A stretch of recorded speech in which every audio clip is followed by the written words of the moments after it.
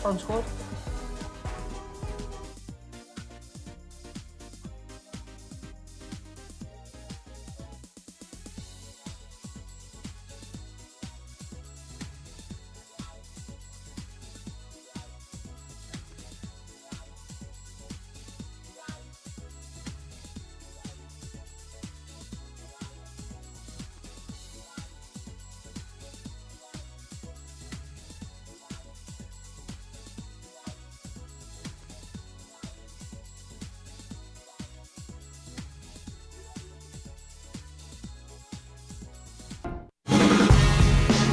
From our Highly Mazda of Arlington and Hearst studios, it's the KNC Masterpiece on 105.3 The Fan. KNC Masterpiece right here on 105.3 The Fan. My question here, and somebody just already texted a response, a unique motivational tool the Rangers are using, and then I just kind of asked, is anybody already out on the Rangers? Because I had some other things that I wanted to talk about as well. And the first text I saw, I'll always love and be invested in my Rangers, Kevin. Never, ever quit. And we've been Rangers fans our whole lives, and we've experienced very bad Rangers baseball. Born and raised here in the Metroplex, and that's where I fall as well. But you do kind of have to look at the 0.2 odds to make the playoffs, and you're like, you have a 1 in 500 chance, essentially, of getting it done. So it is tough right now. But I like what Kirby Yates said. This is how he's going to try to motivate the people. First he gave you the very basic, I think as a team, it is what it is at this point. It is. It is. But then he said, here's how he stays motivated. Individually, I think, look, you got baseball cards. Your numbers go on the back of those baseball cards. So essentially what he's saying is you could start out the season incredibly, but if you slow down, that'll be reflected on the baseball card. Or maybe you really struggle to start the season out, and then you can still turn it on, even in these, last 31 games or whatever it is, and that'll be reflected on the baseball card. So I like that he's like, kids are looking at this, adults are looking at this. Your stats will be on that baseball card forever. That is when it's going to motivate the them. card. And I know this is you, Kevin. You're really trying to drive home that cards are still thriving and everything. I get what you're doing here. As much as Stephen King. That just as much as that though is a yes. Everybody sees and knows. Those numbers also are the next contract. Sure. And so which is probably that's really important. It was that for him, that's the big deal. But he's right. I mean, what do we hear about players all the time? The football players, they don't want to put out bad film. They don't want anybody to have a piece of film that they can go, yeah, but your player this. And so when it comes to these statistics, when it comes to Scott Boras trying to go after it, they want to look at ultimately what was your season like. That was why Rougned Odor always looked good, right? Because at the end of the year, you'd go, God, he has 30 home runs, and he ultimately the situations they came in got it up to 220, and and you were always like, okay, but the reality was he was missing there were big voids in Rougned Odor throughout the season. But I'm totally about that, man. If I would love nothing more than that whole room of players to be sitting there going, you know what? I want my baseball card to be the most sought after Rangers baseball card this year. And for that to be a big factor, even if it's silly to the rest of the world, if it's something that's important in that room, then it's going to be important to all those guys, and they're going to fight after it. Now, Bochy wasn't talking about it necessarily from the baseball card perspective, but he did say this. It's important for these guys. Yeah, you're always playing for your team and everything, but you have to look at yourself too.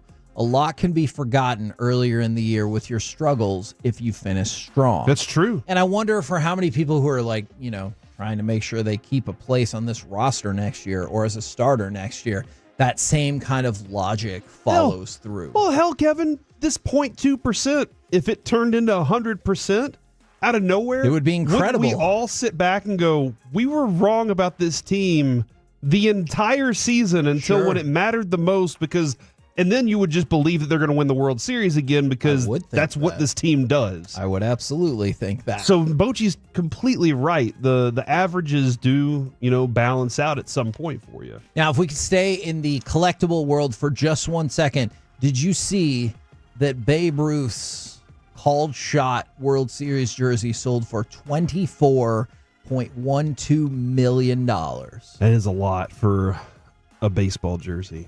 But it's, Kevin, as I've said about the book industry, the art industry, and the wine industry, why did it sell for that much? About the story. That story is the most important thing. And a story that Babe Ruth actually just kind of acknowledged was real because reporters were like, hey, this is what's happening. And Babe Ruth was like, yep, sure it was. Yeah. Maybe it didn't even really happen that way, but it's one of the most historic moments in baseball. Well, and this price on it makes it the world's most valuable piece of sports memorabilia, which is pretty incredible to me. Like, I know we joked that one time a survey said the most valuable would be the golf ball hit off the moon. And I'm like, sure. Yeah. If you could find that just floating around in outer space or whatever, sure. Is it still out there? I mean, it's still out there somewhere. Where else would it go? Do you think space is like a huge box and that we're like we're just floating around in a box, or do you think it's infinite? No, I think it goes past any comprehension I have of space. Okay, so you don't know have if it's it. Okay, necessarily infinite, but it goes past any comprehension of space that I could conceivably imagine. You don't feel like we could just fall off of space, though, right? I do not. At some point, we're going to get to a secondary area of space. Yes. Yeah, polygon. I am not concerned about that. I've never thought about that. But to be fair, I've never even been in space, so I haven't been faced with these quandaries. If I was going up into space, then I would talk with some more like expert people and be like, in space? Before I go to space, I would just be like, okay. I'm not just going to like fall out of the universe, right? Good question. Like, that's the dumbest thing I've ever heard. You should probably not be going to space. All right. Another Rangers note for you, Kevin. Yes. Update. Oh, is it about Babe Ruth? No. Okay. The Cowboys have released, Okay, tell me. according to Calvin Watkins, Tyron Billy Johnson. Oh, T-Billy? T-Billy is no longer a Cowboy, according to Calvin Watkins. And that's unfortunate because we interviewed him. So that's just another one on our ledger of our interviews that have gone south. At least they're going to start avoiding us. We sought this one out. We did. And he did talk about like how much he just wanted it. He did. Know? And that's not always enough. Yeah. I mean, his whole like, I wanted is I've tried so many times, it's time for me to stick on a team. It just wasn't enough for him. You're right about that, man. That sucks. That being said, back to the Babe Ruth thing. Yeah, no, I'm disappointed about that. We got a chance to talk with him in Oxnard. He was a really nice guy. He had a sweet chain. That was an awesome chain. Yes. All right, Jacob deGrom has his second rehab start tomorrow, and the word was that his return to the Rangers is, quote, on the horizon, and that Josh Sborz could be back in another day or two. But you need another quality rehab start to keep moving along the process for Jacob deGrom. And I'm not saying you should have this hope, because I told you 0.2%. But if you still have a hope that the Rangers are going to make the playoffs, you're going to need Jacob deGrom to help you out with those hopes. Yeah, I agree with you completely on that. I also stick to, for anybody that's concerned about it, like, why would you even throw him out there? He's reached that point in his rehab. This is what he is supposed to be doing to ensure that the surgery went well and that everything is rocking along. So like it's important for that, but it's also important for him to get this time and then have a complete off season. True. To kind of go through that. So he's not rehabbing in the off season. He's ready to go into the off season, have a good one, and start next season okay. That's really the hope there, because I mean, if anything, if you're looking at this year and it's like it's done, then next season is important for Boch and important for a lot of the people that are still going to be on this roster. And by the way, I do see multiple people texting in or now, come on, guys, it's flat space out there. Yeah, getting us back up on the YouTube that are like, you're literally in space right now. That's a fair point. That's fact.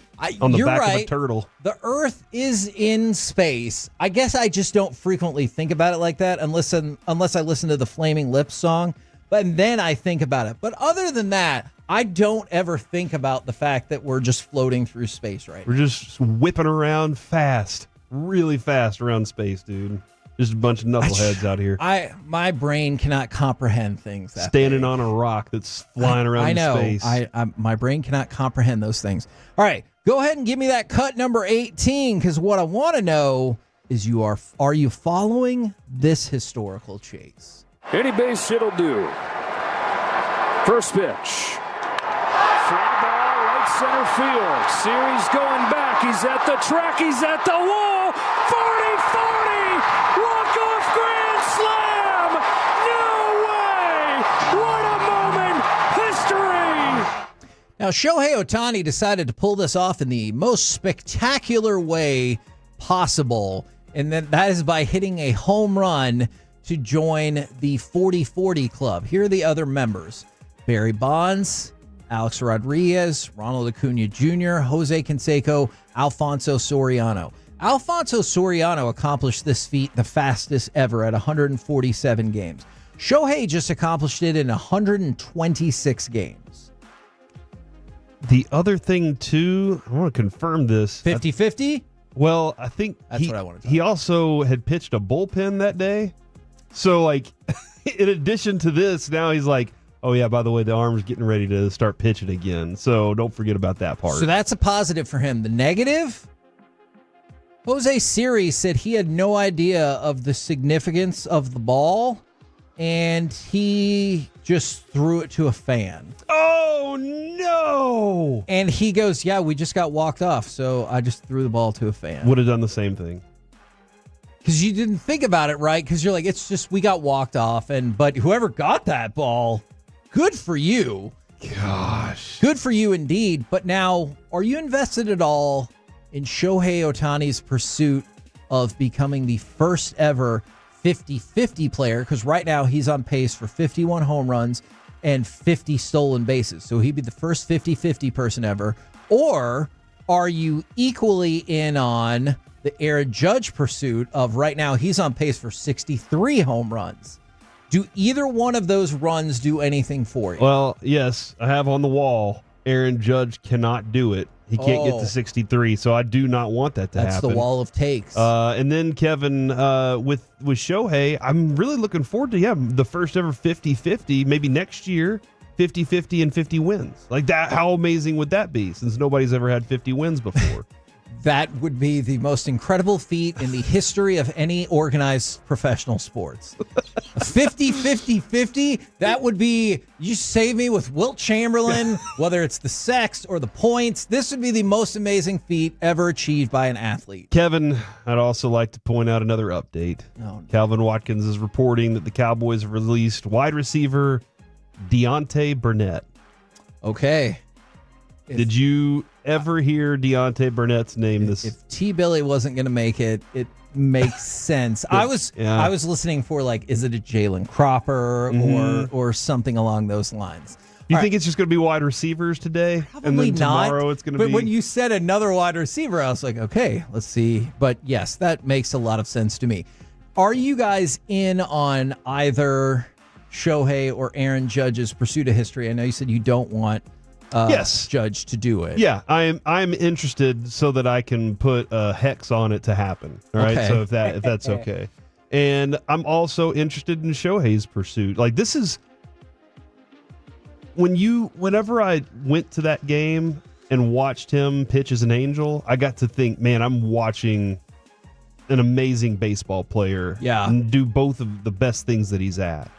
And so I absolutely want to see the greatest at what they do the best thing they possibly can. Multiple people have weighed in and said, does Corey have to spin the wheel if he does get to 63? Because if so, then they're more invested in Aaron Judge than Shohei Ohtani. Where are we at right now? From the 972, 50-50 is much more impressive. Fair. And then somebody texted this in. I don't know what I'm supposed to do with this. Kevin, where does space end and when did time begin? Boom. Chicken, egg. I guess I'm not prepared to think through all of those big questions. You can't even answer where all the roads came from. Yeah. if you want to find my stoner question, it always goes back to this. You think about how long it takes to like add to a road or construction. Like, how did we get all of the roads? Like, if it takes that long for just this one, like 35's been under construction my whole life. Forever. And it's just, how did they do it? It's because they're like, hey, we're never going to have more than this many people, which probably at the time was a fair thought. And now you look at it and you're like, hey, thanks a lot, jacknuts. You really could have made all these highways 6 lanes to begin with, but you chose not to. That would have felt foolish at the time. It would have been foolish, honestly. We're the KNC Masterpiece right here on 105.3 The Fan. Coming up next, what is behind the Cowboys organization and the fans' fascination with Trey Lance? 877-881-1053. We'll do that next right here on The Fan. Are you ready for some commercial-free KNC Masterpiece? Yes, of course. It's happening next, all the way until 1, right here on The Fan and the Odyssey app. We know where.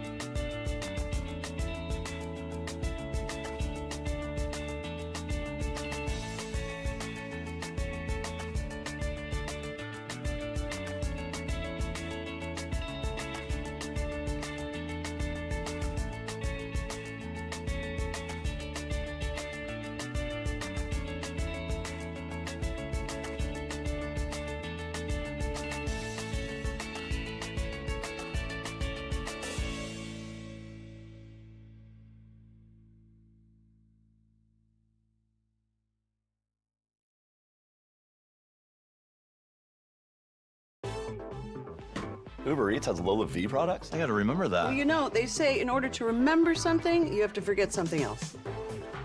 Okay, now that is a very cute haircut. That's like a little shag. I've never seen it before.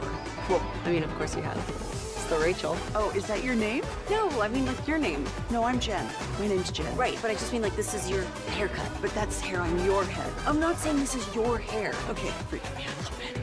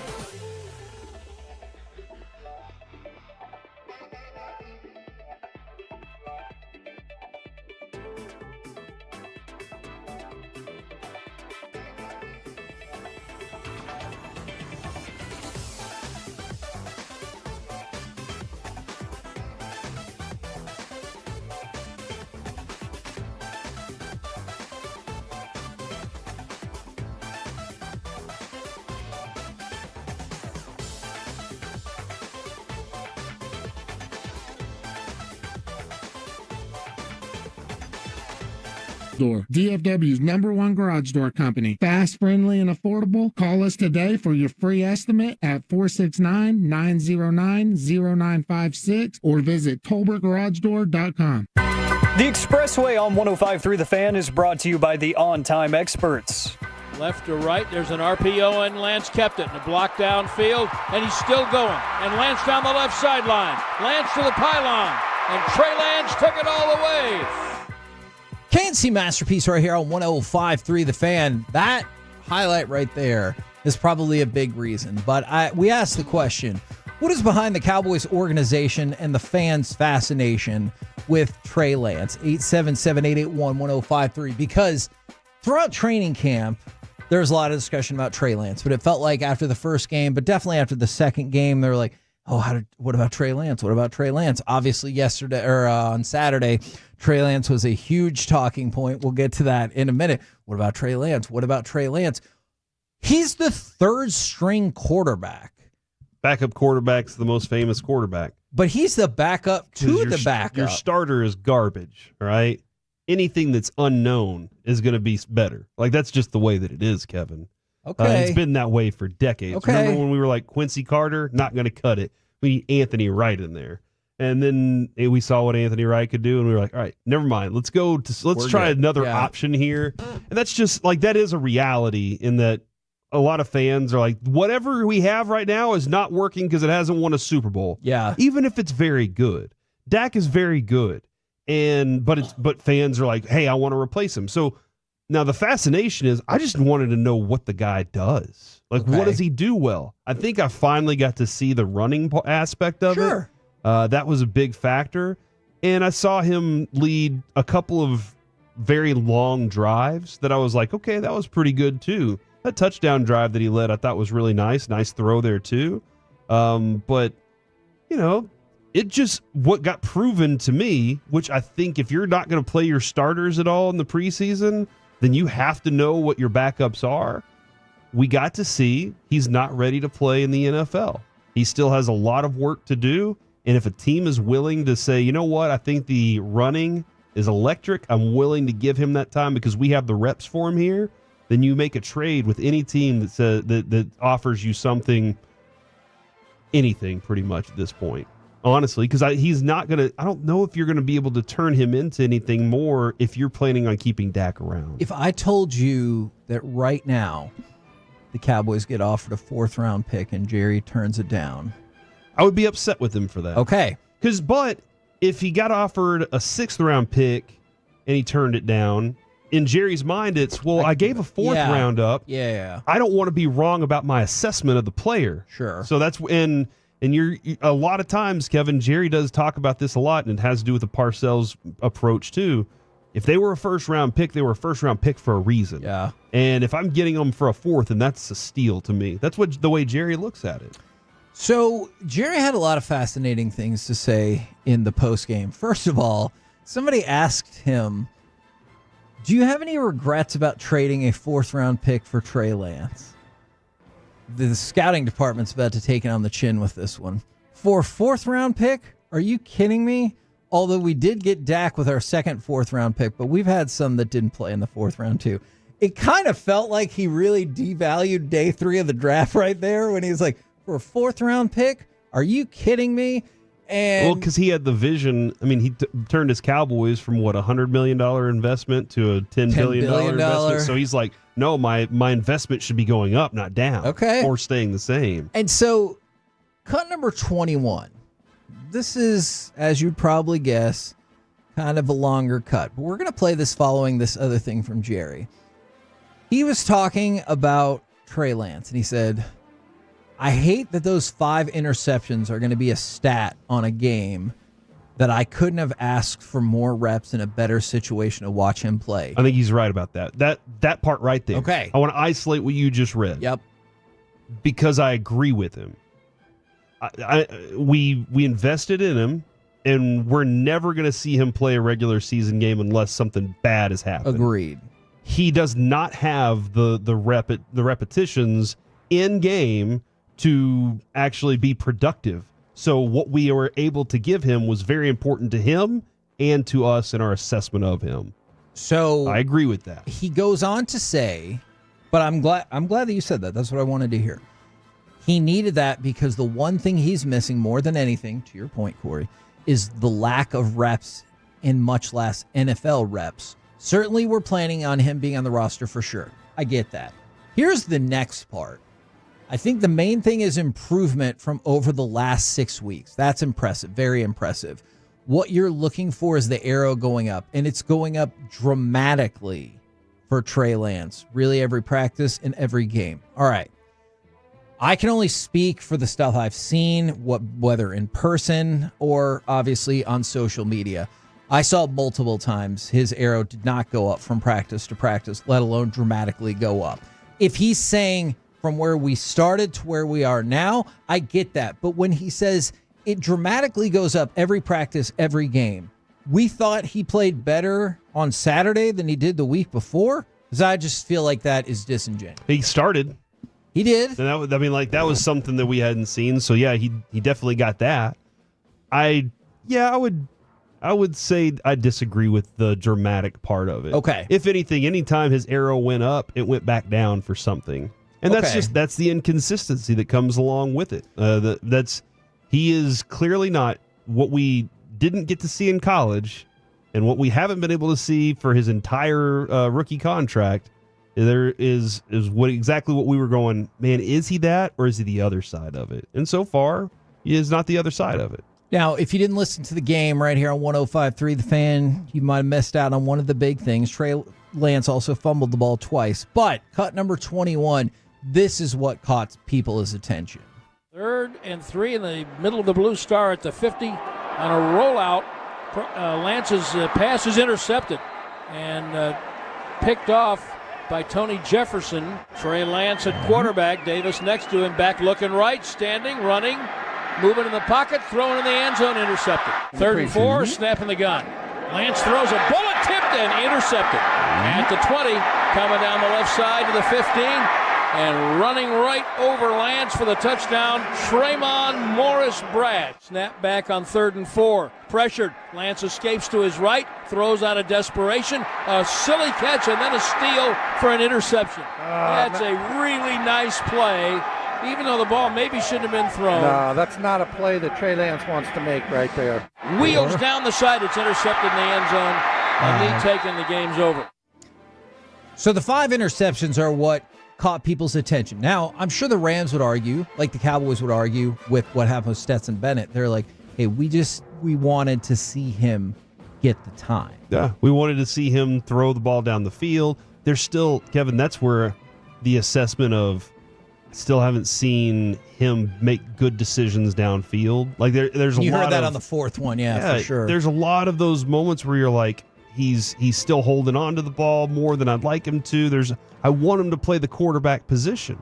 And so, yeah, those turnovers, that's the other thing Jerry was talking about. It's unfortunate that that's going to be the story where they may have gone, we just want to see this bit of progress, and maybe they saw it. Maybe they saw it on the touchdown drive. They were like, all right, that's good. That's the quality we were looking for.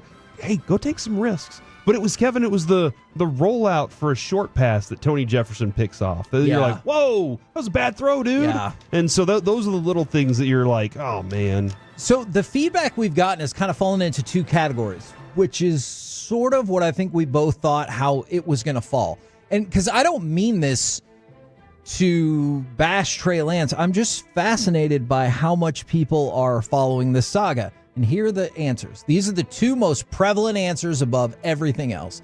From the 972, I honestly don't think it's a fascination with Lance. It's a fascination with anything that's not a $60 million quarterback that you probably won't win a Super Bowl with. From the 214, some people hate Dak, and then other are intrigued by Lance's potential. He was a top 3 pick. From the 214, give Lance time and a starting line, wide receiver, running back, and his ability to move, then how good could he be? Lance is still insanely young with little playing time. So it seems like it boils down to 2 things. People who don't like Dak, or maybe it's just don't like the price tag on Dak. Yeah, or feel like his career, you're like, okay, we're done with that project. Okay. Let's move on to another project. And then the other part is what you said about, hey, he went number 3 for a reason, lots of potential.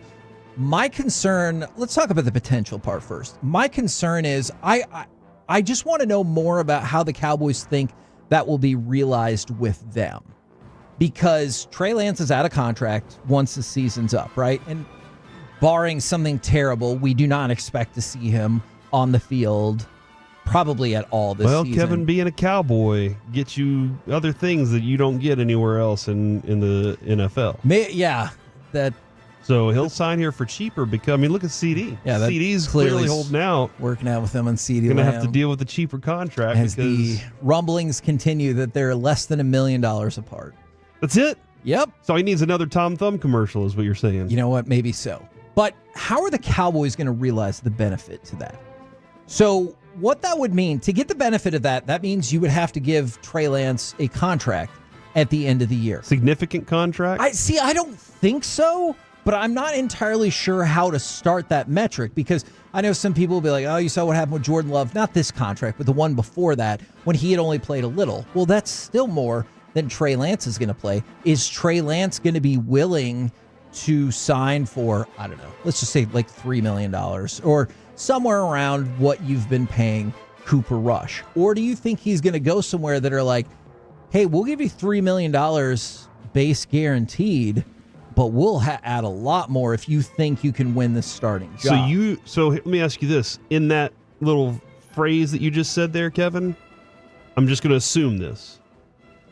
You don't want to have invested all this time in getting him here, Exactly. And now somebody's going to work with him on the cheap. Exactly. They're going to have a potential starting quarterback on the cheap. Exactly. Because what I think is maybe the Cowboys envision that they could eventually trade him for another draft pick. All right, great. Well, if you're going to be able to do that, you're going to have to give him a contract at some point, unless you think magically he's going to get all of this experience out on the field during this season. So that's what I just don't totally understand. Because I still think in the back of my mind, and I know We can ask Jerry this. We can ask Steven this. I don't predict either one of them will be like, well, you figured it out. I still think that Trey Lance is really there, not only as a developmental quarterback, but as somebody that they're going to pitch the hope for in case this Dak contract doesn't work out. Because you think about it, if Dak walks, they're in a lot of trouble on the salary cap. They're going to be out $40 million for Dak either way. But then you can be like, hey, it's only $44 million because we got Trey Lance and we're only paying him X amount of dollars, and he was a number 3 pick. That's higher than Dak. That's amazing. Blah, blah, blah, blah, blah. I still think that's the real reason he's here. Well, and you want to add some more to that. Well, if that's the case, if Dak doesn't get the job done, doesn't secure a contract for the future, and they do turn to this, it's a possibility McCarthy's not here. I would agree with that. And then you're tying your quarterback to a new head coach. And are you saying we're winning right now, or are you saying we're going to draft a couple times? We need to have another couple bad seasons, draft a little bit, let this coach build his thing from the bottom up, and we're going to move on here. Having CeeDee Lamb around, would that be a benefit, or would that be a problem? Yeah, he's got this big old contract, and you're trying to build with youth. So I mean, there is a lot that this season is riding on, Kevin, for a lot of people, for a lot of players in this. And to go along with all of this on the 469, I'm going to read this for a very specific reason. I don't agree. Okay, but hold on one second, because I'm with you on that. From the 469, Lance is one of the worst Cowboys trades ever. Thankfully, they only gave up a 4th round, but massive overpay, wasted roster spot, and cap space. Here's why I wanted to read that. It also came up from Mac Engel at the Fort Worth Star-Telegram. And I like Mac a lot. I know sometimes he will write some more inflammatory things to get the people invested. But it says, unofficial results are in. Dallas Cowboys trade for Trey Lance is a far-reaching disaster. And it gets mentioned in the same breath to kick off the article as Joey Galloway and Roy Williams. And I disagree with that a lot because it was a 4th round pick. Like, that's a valuable asset, but it wasn't Joey Galloway trade. Yeah, it wasn't that. It just wasn't. I don't think this, even if Trey Lance never does anything and he leaves and whatever, I don't think this is anywhere near those other ones. Well, that's not the one. Yeah, somebody said, wow, worse than Roy Williams? No, I don't agree. Yeah, no, I do not agree with But the other one that I didn't agree with, Kevin, Lance would have minimal interest on the open market. I don't know about minimal. I think NFL teams all work the same, and they're like, well, they couldn't figure it out because they can't develop. I think there's about 15 teams that would probably say we would like to take on the project. I don't know what his asking price is. I don't know what kind of leverage he has. It's very high. Yeah, I don't even know. I don't know how his agent would pitch that, other than he can run. He's a dynamic athlete. He's right there on the cusp. He's ready for it. That's how I'm selling it if I'm an agent. But I don't think it would be minimal interest because, again, quarterbacks are hard to find, and they would probably look at it and say, hey, this one we can do something with. We can fix him. There's a whole lot of feedback on this, which I think feeds into my very beginning question of why the fascination with Trey Lance. Because it seems like we all agree the fascination is there from the team, from the fans. People want to see what's going to happen with him. How much of the fascination is Cowboys quarterback? Because Cowboys quarterback is always a topic.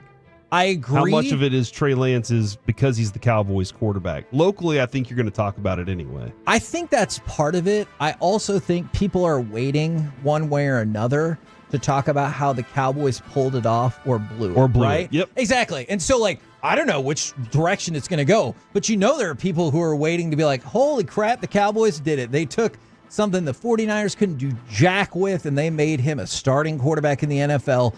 Or there's just as many, if not more, people waiting for this, Star-Telegram column of good call, moron. I'm not saying that's what I think, but I think that's what people are sitting back and thinking. And then there's a whole other contingent that are saying, could that have been our starting running back? I know we talked about that with Leafau as well, but could that have been another spot for your starting running back, and how's that going to impact this season? Never. That will never come up? No, because it was always Zeke, Kevin. It was always Zeke. Okay, I guess that is possible. Oh, here it is from the 817. Kevin, it's a 4th-round pick that should have been your starting running back in Trey Benson. There you go. We're the KNC Masterpiece right here on 105.3 The Fan. Mike is out today, which means it's time for AM on the FM. What does this button do? Please, please, do not push the button. You have no idea what it...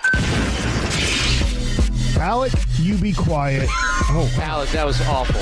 1 for Alec, 0 for Peyton. Don't you dare touch that dial. See, Mike's still here in spirit, and he's not wrong.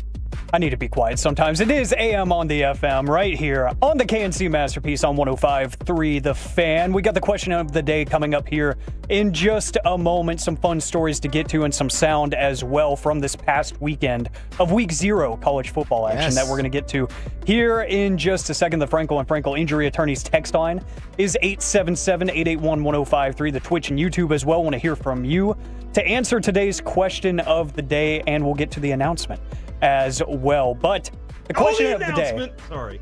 I bet some people know it. Oh, yeah. Yeah. It's been publicized, but some people aren't on social media, so do want to reiterate for some people. But the question of the day today is inspired by the international holiday. It is International Dog Day. So shout out to all the dogs, I guess. The question of the day is, what is your favorite fictional pet and or animal? 877-881-1053.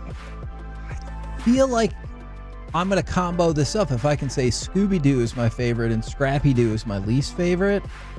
That's I like it. Oh, man, Scrappy's awesome. Scrappy-Doo is the worst. He is the Joey-Rachel relationship of cartoons.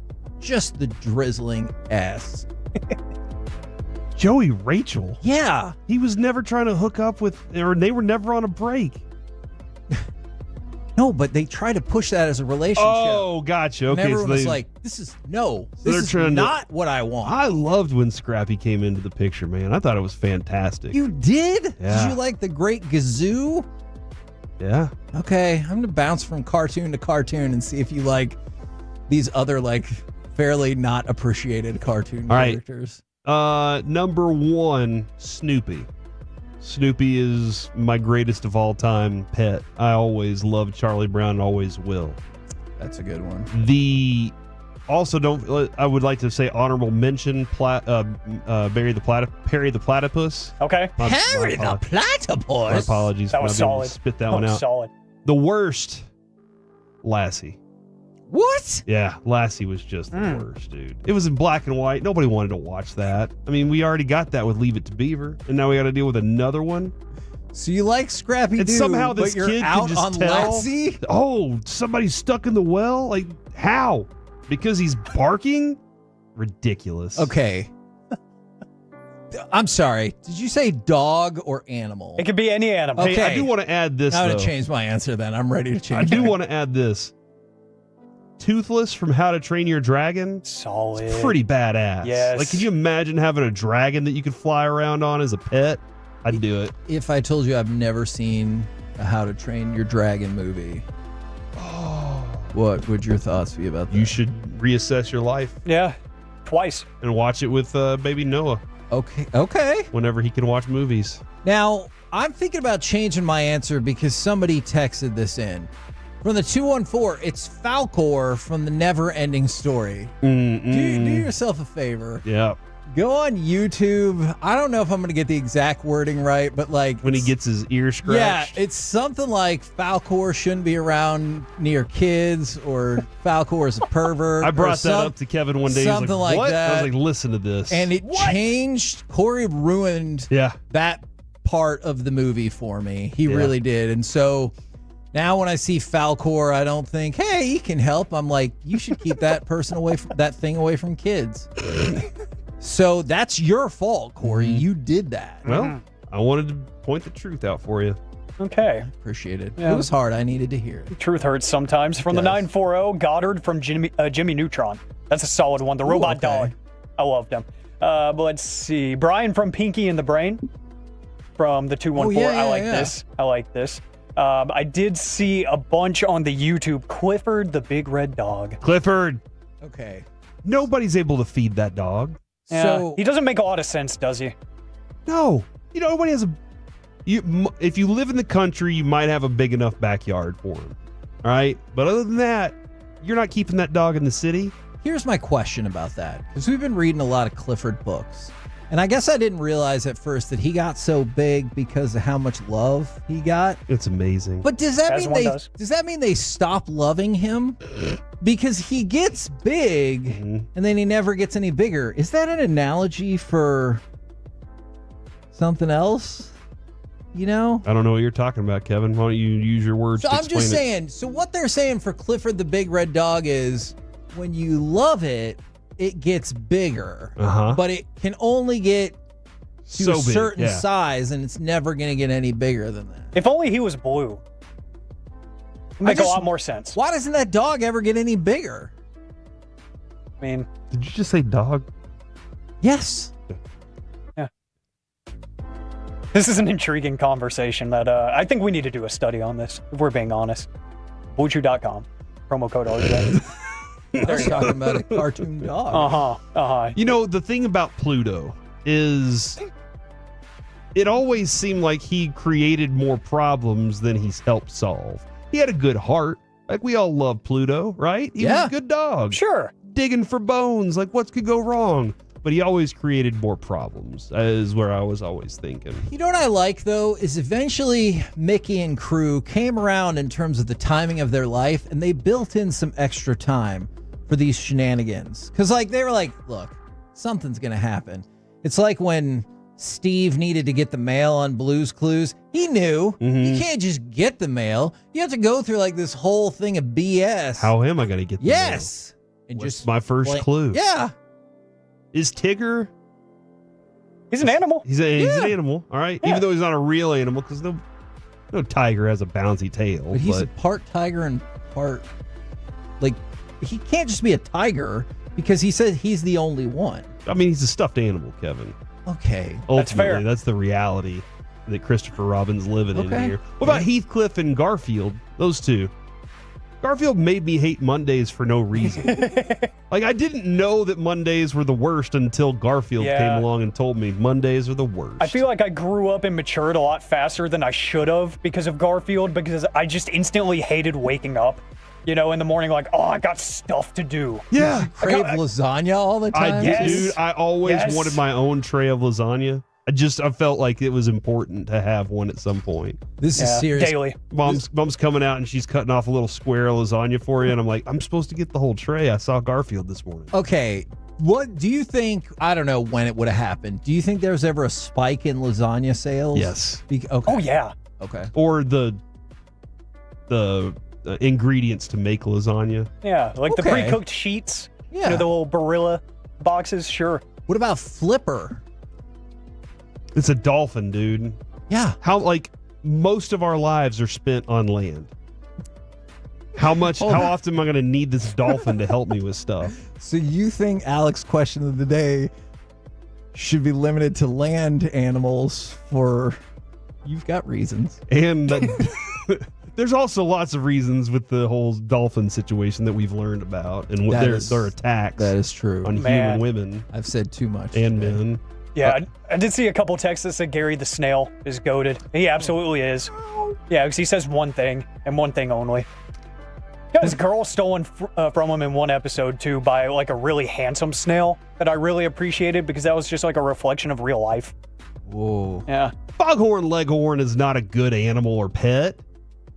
It's fun to talk though. How's he talk again? Well, isn't he the boy? I said boy. Yeah. Yeah. From the 972 dolphin meat skyrocketed when Flipper came out. No. No one That's just has wrong. eaten. Well, they probably have. No one listening Burger right King now sales went up. has ever Absolutely. eaten a dolphin. Speak for yourself. Not that I know of, but didn't they always say that dolphins would get stuck in the net and they'd just be throw them in with the rest of the albacore? What about Air Buds? Somebody's upset. They said that's disrespectful. This is sports station. Look, corny, but yes, I'll allow it. As corny as it gets, right? Airbud, come on. Not only did Airbud become a great basketball player, but now he's the golden receiver. See, I don't know of all of his sporting exploits after the first one. Let's see how many. Did he play hockey? How many Air Bud movies? He did a lot of things. Okay, good for him. He thinks he's Dion. Holy crap! What? 1, 2, 3, 4, 5, 6, 7. Hold on. 6. 12. There's 12 of them, dude. What? That was a big jump. I counted the top row, and then quick. it was 6 and 6, so I just did math. You there. lost me so You got quick. Air Bud Golden Receiver, Air Bud World Pup, Air Bud 7th Inning Fetch, Okay, that's Air good. Bud Spikes Back. It's a volleyball one. I like it. All right. Air Buddies, Snow Buddies, Space Buddies, Santa Buddies, Spooky Buddies, Treasure Buddies, and Super Buddies. I do know Santa Buddies. Brandon watched I that. hate that. I have seen My it. kids hate it have watched. too. It's miserable. I can't do it. You lost me real quick. A good friend of mine says everything is pro wrestling, and this is true. Kevin Hagelin and Corey Majors. College Game Day. You were talking about it earlier in the show. They were in Dublin, Ireland, and they had their setup. They were doing their picks, and their celebrity guest was Sheamus of the WWE. And apparently he's the only one who knows ball, because this is him making his pick. Listen, this country, this guy. I mean, this guy. I love going against the grain. Let me hear you loud. I can't hear you. I need some of that. Thing is, this country is built on underdog stories, and Georgia Tech are an underdog, and we have a Kerry man doing what you used to do, punting for Georgia Tech. We gotta go for Georgia Tech. I gotta go. I would be not back in the country if I didn't pick Georgia Tech.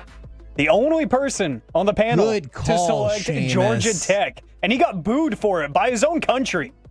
Sometimes being right's not always popular. Did he that's true. walk around dunking on everybody afterwards? Was he just like, Oh yeah, he was handing out pints of Guinness and having a great time, man. It's a good day right there. It feels very much like the folks who post their big time gambling receipt after the fact, and you're like, you post that ahead of time, so you weren't too sure, and then you never post your losing slips. Like, I appreciate you need to brag. You see what happens every time Drake posts his before the game actually happens. Usually the bad other things side. happen, yeah. By the way, Jake on Twitter messaged us, Kevin, and said, you guys are kidding yourself if you believe our canned tuna is dolphin free.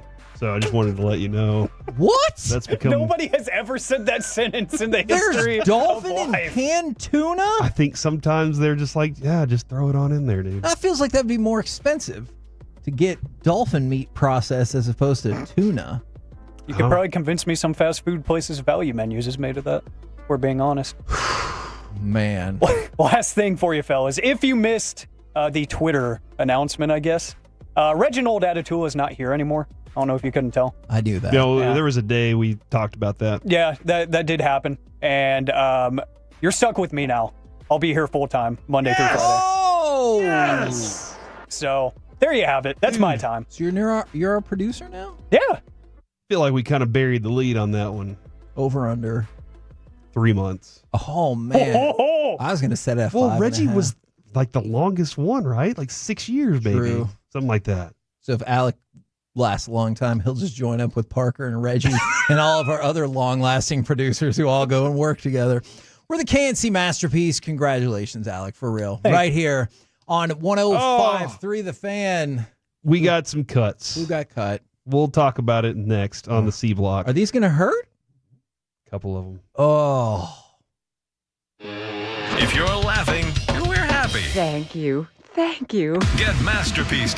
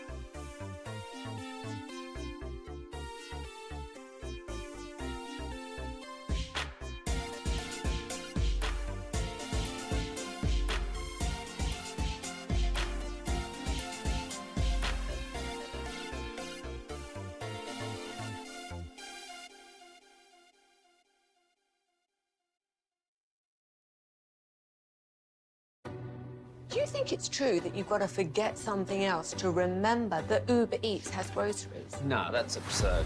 Hey, remember when you used to be a pepper lady? Pepper lady? Wasn't it Cinnamon Sisters? Basil babes. Saffron Squad? Nutmeg maidens? Paprika? No, Nutmeg Maidens? I just said that. Was it Spice Girls? Doesn't sound right. Was it Saffron Squad?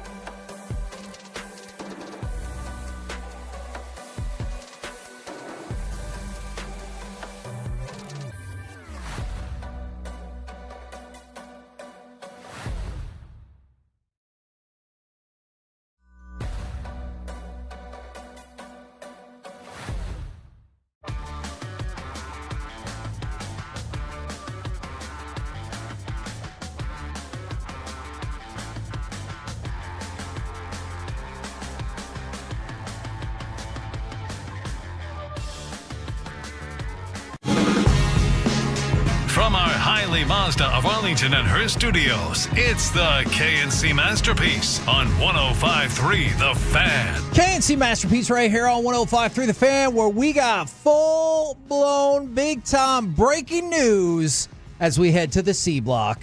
Oh, yeah, thank you very much. And it definitely is breaking news on 105.3 The Fan, presented by BetQL. Smarter bets start with BetQL. Download the BetQL app or visit BetQL.com today. And moments ago, I mean, as we went to break, Kevin, Adam Schefter was the first one I saw report. Cowboys and all-pro wide receiver CeeDee Lamb reached an agreement today on a record 4-year, $136 million deal. Now makes him the second highest paid non-QB in the NFL. The deal includes a $38 million signing bonus, largest ever given to a wide receiver. And then he threw his agent's name in on the negotiation as well. Tory Dandy of CAA negotiated the deal. Kevin, I do believe that is somewhere in the range of $34 million per year. $34 million per year, so only $1 million per less than Justin Jefferson. All right, so there you go. That is CeeDee Lamb. And now, Kevin, now he's on the field. He can be back at practice. The hold in, hold out is done, and he doesn't look like a chump like Jamar Chase. Who already went to practice and didn't get paid. No, I'm just joking. Jamar Chase is fantastic. But like we've been kind of, hey, it's going to happen very soon because the Cowboys don't want to not have him on the field. Sure. They were able to get good looks at all their backups and everything, but now it's time for the regular season to start. They want their starters prepared and ready to rock here. And adding him back to this mix is absolutely huge. So there you go. Did it feel like, not really, because I wasn't going to believe it until if nothing happened like on Saturday. But did it feel like you were getting pretty close to the, I don't know if drop dead date is the right term, in terms of knowing that he can be on the field and be full steam ahead against the Browns? Yes. No, that was my biggest concern. And I mean, quite honestly, it's still going to be, because you can't replicate those things. So I still feel like there's going to be a little bit of, even for Dak and some of the guys that didn't start having any playing time, I think there's going to be some ramping up, some rust knocked off of this thing as they go here. I could be completely wrong, but everybody I've ever talked to says about 3 games is what it really takes to get back into game speed type. So to hope that's the case there, hoping that it works out. Would you like to hear from Mr. Robert Belt on the subject? He's from the Sean and RJ and Bobby and Peyton show here that you can hear on mornings here from 6 to 10 on 105.3 The Fan. Bobby, how's it going, man? Wonderful. We don't include Peyton in that, though. So let's just cut Peyton, and otherwise we're great. We're golden. Gotcha.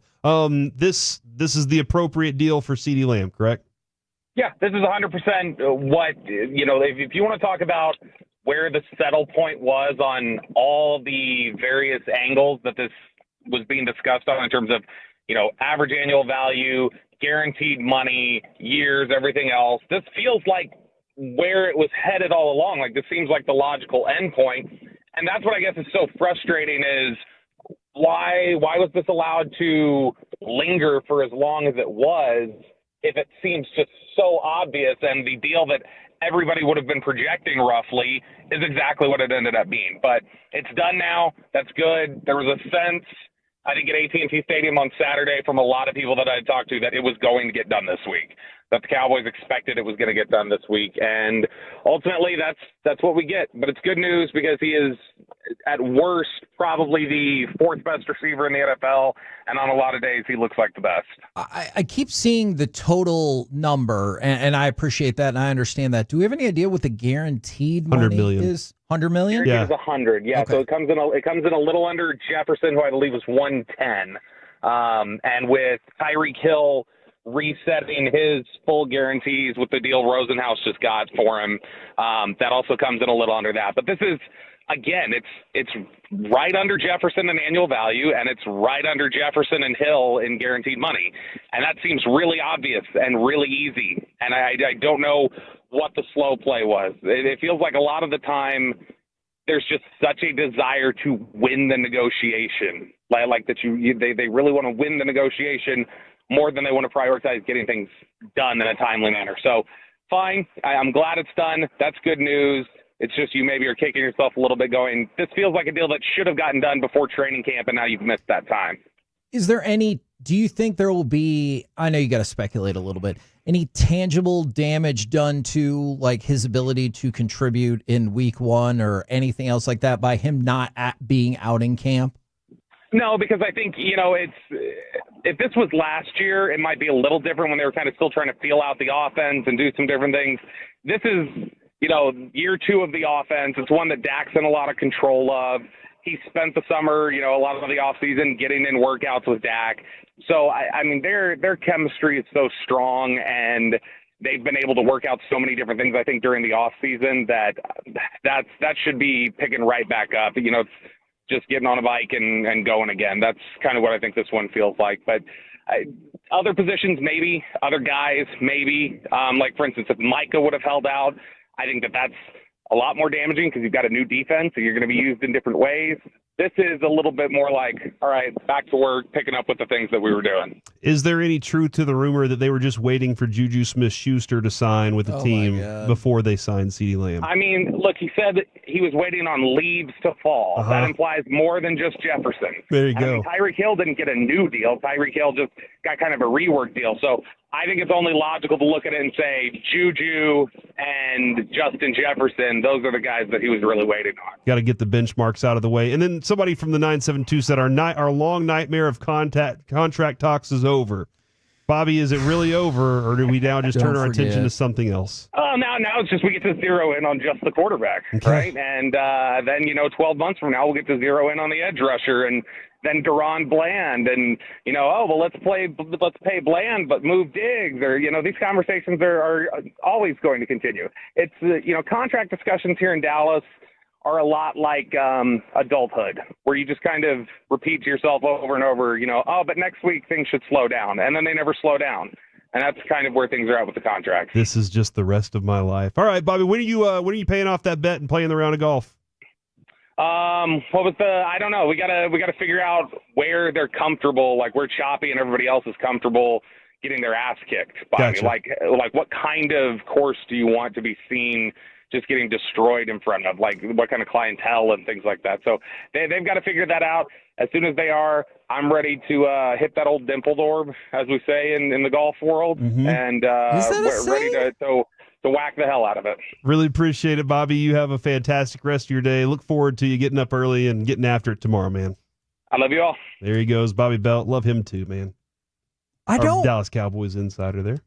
I don't understand some of the text, the immediate feedback. I'm hoping like this is all just tied to one person who had lots of thoughts about how CeeDee Lamb is not worth the money and not even worth $25 million. Like, if you want to make an argument about what the market does at certain positions, that's a different deal. But if Justin Jefferson is $35 million, then this is where CeeDee Lamb fits. If the quarterback is the most important factor on the field and the quarterback is making X amount of money, then a portion should be going to the person the quarterback's throwing the football to.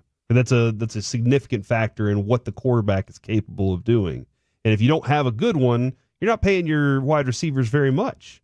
But you do have a good one. You have one of the best in the league, one of the top 5 wide receivers in the league. Whether you believe that or not, the numbers that he put up were legitimate, and he had the leverage to go along with it to say, look, I've done everything that I needed to do to deserve this. Now, let's go ahead and get an extension taken care of so that I can be secure in Dallas for a long time to come. And then I guess we don't see this as much, but this is interesting. From the 214, wow, a new contract. So excited. However, how good is a new contract when he didn't play under the terms of his old contract? I don't think you can say that just yet because the season hadn't started. Like, you're right, he wasn't at training camp and everything like that, but I have no idea if push came to shove, if he really would have skipped the Browns game. I'm sure he'll get asked that, and he'll probably be like, oh, it doesn't matter, I'm signed now. Okay, so I do want to discuss this, and this kind of changes everything of the C block. We can get to the other stuff tomorrow. A lot of times you're seeing players a year before start to say, hey, I want to go ahead and get an extension done so we're not dealing with franchise tag. We're not dealing with all this other stuff. Let's go ahead and get this thing done now. Sure. And you're seeing that. Are owners caught off guard? I don't think owners are caught off guard by this. I really don't think that they're caught off guard whenever they see that a rookie is performing, or a guy that's on their rookie contract is performing at a level that is right there along with the best. I think this is becoming the norm, and I think that's where owners are trying to figure out a new way to work that. They're probably going to try and figure a new way to pitch this in the next CBA down the road. And I bet they're afraid of like being known as the team that always gives in. Well, clearly every team does. The Cowboys are not. Right? But I mean, look at the receiver numbers. Yeah. A.J. Brown, all the teams are doing it. The Cowboys are just another one of them because this is where the market is for this position. And I'm guessing all teams are worried about like, hey, we don't want to automatically give in. We need to at least pretend to dig our heels in. So like, and when they're rolling out billions of dollars a year as a corporation, the NFL in general, the players are looking at going, yeah, we know how much money you have, and we deserve a big portion of that. I definitely understand that. Like I said, I thought the salary cap probably should have gone up even more, but that's neither here nor there. And keep in mind, the owners can do the exact same thing. They cannot live up to the contract that a player signs. And that happens all of the time. That is one particularly tough thing in in football, that like it works both ways. Yeah, and it's not guaranteed in football for sure. Absolutely, which still boggles the mind. I'm glad the deal got done because it feels like your offense, big shock, would have been freaking lost, even if only for a game or two, without CeeDee Lamb. I think this falls right in. Your whole season's harpooned? It could be. Yeah, like, is there any part of you that thinks, oh, yeah, this Cowboys team is good enough to drop the first two and just move on? And what's interesting, too, is if you think to yourself, hey, I got two really good ones, I can just cut one or move on from one of them. Look at the Bengals right now. Didn't they just work something out with T. Higgins, and now they got Jamar Chase? They have two extremely talented receivers that they got to figure out how to pay. And just like we discussed there, it goes from CeeDee Lamb over to, Dak finishing that up. That's going to be the main point of conversation now. I think Micah takes the back seat on everything, but now a lot of people are going to be in on. The only thing is, though, Dak's not going to hold out. Dak's going to be out there playing, and he's going to finish out his season. Or he gets it beforehand. But the Cowboys were looking at this going, hey, man, we do need to get him on the field. 2 weeks advance notice is what we need to make sure that we feel comfortable with him getting out there and rocking. So, and the question still comes up, and I understand that. What's the last really highly paid wide receiver that won a Super Bowl? I feel like Mike Evans was making quite a bit of money when they won the Super Bowl, but the wide receiver contract game has really taken off like in the last 3, maybe 2 years or so. And I do stand by strong quarterback play and defense wins championships. Yeah, I think you need both of those two things to be the big factor. Now, along the way, you got to get to the playoffs. And throughout the regular season, wide receivers help you get there. You face an opponent that you got a receiver that's a mismatch nightmare for them. It's going to help you get to that point. So you got to get through there before you get to the Super Bowl at some point. And look, we can dive into this probably at another time from the 817. Next season, the Cowboys will have 3 players accounting for close to half of their salary cap. No, they won't. Like, they just won't. That, if you were to take that at face value of $34 million plus $60 million. Well, Micah hasn't even signed an extension yet. If you did it just like that, I could maybe see how that was the case. But first of all, Micah's going to be making less money than he will on the new contract. And that's not really how the salary cap works at all. Like, CeeDee Lamb's number is not going to be $34 million next year. That's not how it's going to work. And if Dak comes back, his cap hit next year is not going to be $60 million. It's just not. This question pops up. Real question, does Dak make CD or does CD make Dak? I think Dak is good by himself. I mean, I think he's a very good quarterback. He was very good quarterback without CeeDee Lamb. And when he got CeeDee Lamb, he was a very good quarterback as well. So I think Dak's a very good quarterback. CeeDee Lamb is going to make any quarterback good. Any good quarterback better. So I think it's just a great combination that you should be kind of happy you have that combination with the Cowboys because it's a lot of fun to watch. Now the question on that is, will he tuck his chain in every time the ball's supposed to come to him, or will he only tuck his chain in on because it needs to be tucked in? A lot of people think that's a tell that he's like, oh, I'm tucking my chain in. I'm about to get the ball. That being said, you can't stop him a lot of times. So he's still going to get the ball anyway. That's even more impressive to me if you're like, oh, this is a chain tucking one. Yeah. And you're like, I still can't stop him. It's like the Babe Ruth story, right? Yes. He told you what he was going to do to it. Larry Bird stories. Still couldn't stop him. Coming down the court saying, I'm going to shoot it right from this spot in your face. The CeeDee Lamb deal, 4 years, $134 million. The extension gets done with the Cowboys with $100 million guaranteed. So how much is left over for Dak now? Is there enough pie? Look, here's the basic argument I'm going to make. If you let Dak walk, his salary cap hit on your team next year is $40 million.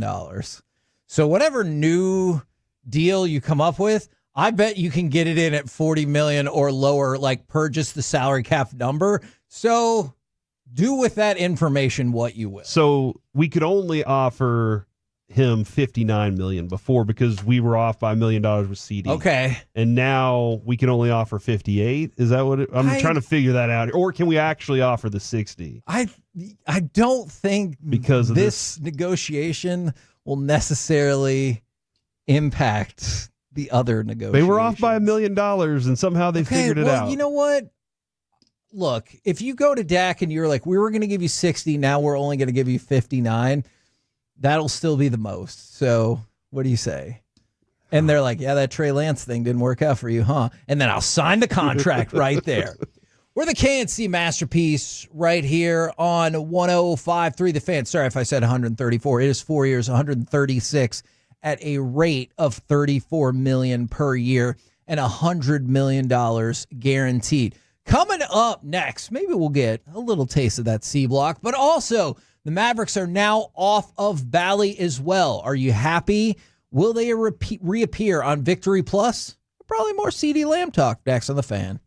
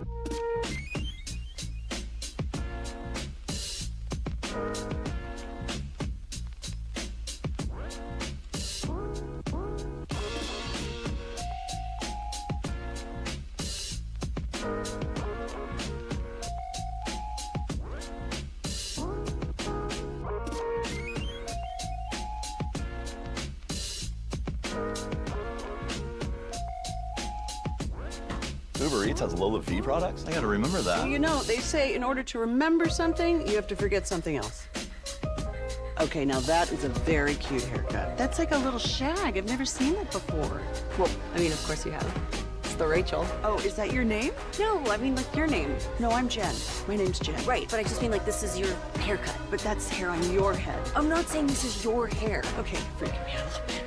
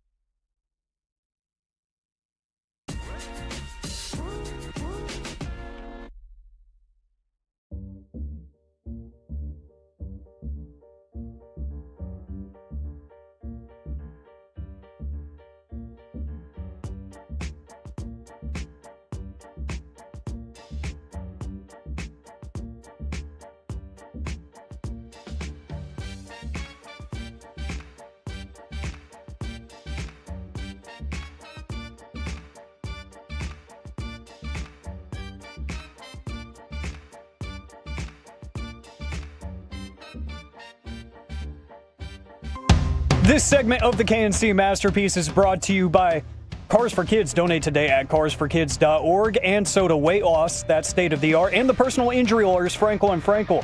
If you've been injured in a car or truck wreck, call Frankel first, 214 or 817-333-3333. With Frankel and Frankel, there's never an out-of-pocket cost. They only get paid when you win. Frankel and Frankel, the go-to car and truck wreck attorneys in Dallas. Prescott's in the gun, back to throw, looking right, scrambles left, still got it, scrambles back right, throws it in the end zone, caught for a touchdown in the back of the end zone by CeeDee Lamb.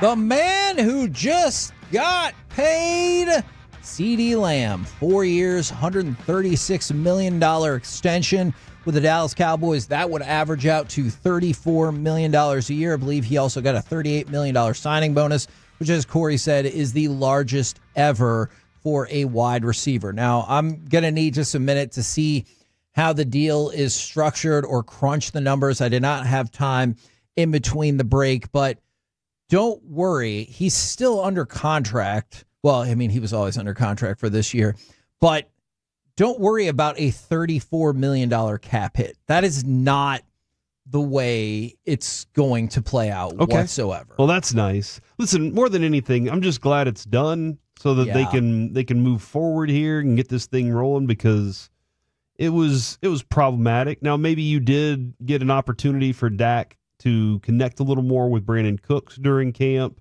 work on their stuff together. A couple other receivers got some opportunities for that, but man, having CeeDee Lamb on the field it's huge for this team. That's your best offensive weapon. Yeah. So you needed that. For example, in 2025, Justin Jefferson's cap hit, I think, is going to be like $15 million. Now, clearly that puts you in perilous other spots based on void years and everything, which is one of the things we talked about why it feels like you're kind of over a barrel with the Dak negotiations right now. Kevin, all right then. You've watched this team structure their contracts. Yes. Do you believe that they will structure it to where a lot of the money is up front and then they'll have short money on the back end of it? No chance. You think they're going to have a big balloon payment at the end? What I think is going to happen is that balloon payment is going to come in the form of 1 or 2 void years. And you're going to be like, hey, guess what? This year it's $18 million. Next year it's 14. The year after that it's 16. We're saving money. And then you're going to get it down to it and you're going to be like, well, I hope he keeps playing here because these void years might be kind of painful. Maybe he'll get fewer void years than Dak just because of the nature of the position. But when you hear that number, because I know that's exactly what people did with Dak's contract, that doesn't mean that's what your salary cap hit's going to be. You said the numbers that ESPN put on their projection for him this year were low and that people would be disappointed. Yes. If he hits those numbers, will people say this is a wasted contract? Yes. If he hits the numbers he hit last year or gets close to that, then say he gets 1,600 yards, 112 receptions, 10 touchdowns, I think people are going to be like, that's why he's my guy. Okay. That's why he's one of the top 5 in the league. But ESPN's projection had him down at like 1,250 with 112 catches and 9 touchdowns, which are good numbers to be sure. But when you're sliding down from 1,749 and 130 some odd catches and 12 touchdowns or whatever it was, that feels like a slide back. And I know people are going to be like, oh, it's because he got paid. I don't think that is going to be the case. I hope that's not going to be the case. And then it still does beg the question of why. Why did you wait so long? What was the purpose of it all? So that's a great question. By the way, let me answer this as well. If you're an unofficial capologist, if the Cowboys give Dak a new contract once it's over, won't we still have the dead money on Dak? You could give him a deal that does not have any dead money on it because you don't put void years on it. I will argue that's just the way business is done now. The Cowboys are not the only team that does this by any stretch of the imagination. It's just you might be facing it at the end of the year if Zach Martin retires and if Dak Prescott walks. You're going to look at like a $58 million cap hit for nothing. But you'll have CeeDee next year. Yes, you will have CeeDee, and then you'll really see them trick up that contract and be like, we're going to add even more void We got years. some levers to pull on this one, boys. But you asked another great question. I'm going to answer it. Can I give you what I think the public perception answer is first about why did it take so long? Because this played out exactly the way Jerry wanted in terms of all of the attention, all of the focus until you pretty much got to the last minute and needed him out there for the Cleveland game. You could argue the last minute's a little further. It was down one of the the road. top questions asked by every reporter when they were in talking to Steven and or Jerry. Yes, and so don't you think some people will argue, and it's tough to argue against this because the Cowboys love attention and publicity, but don't you think the primary argument's going to be, well, they got all the attention for CeeDee Lamb, and he's not going to miss any actual time. Yep. There was the headlines. That could be it. I would argue that they were hoping that the deal would settle in at closer to $32 million. Like we'd heard reports that. And he didn't get hurt in the preseason. That is true. That is very true.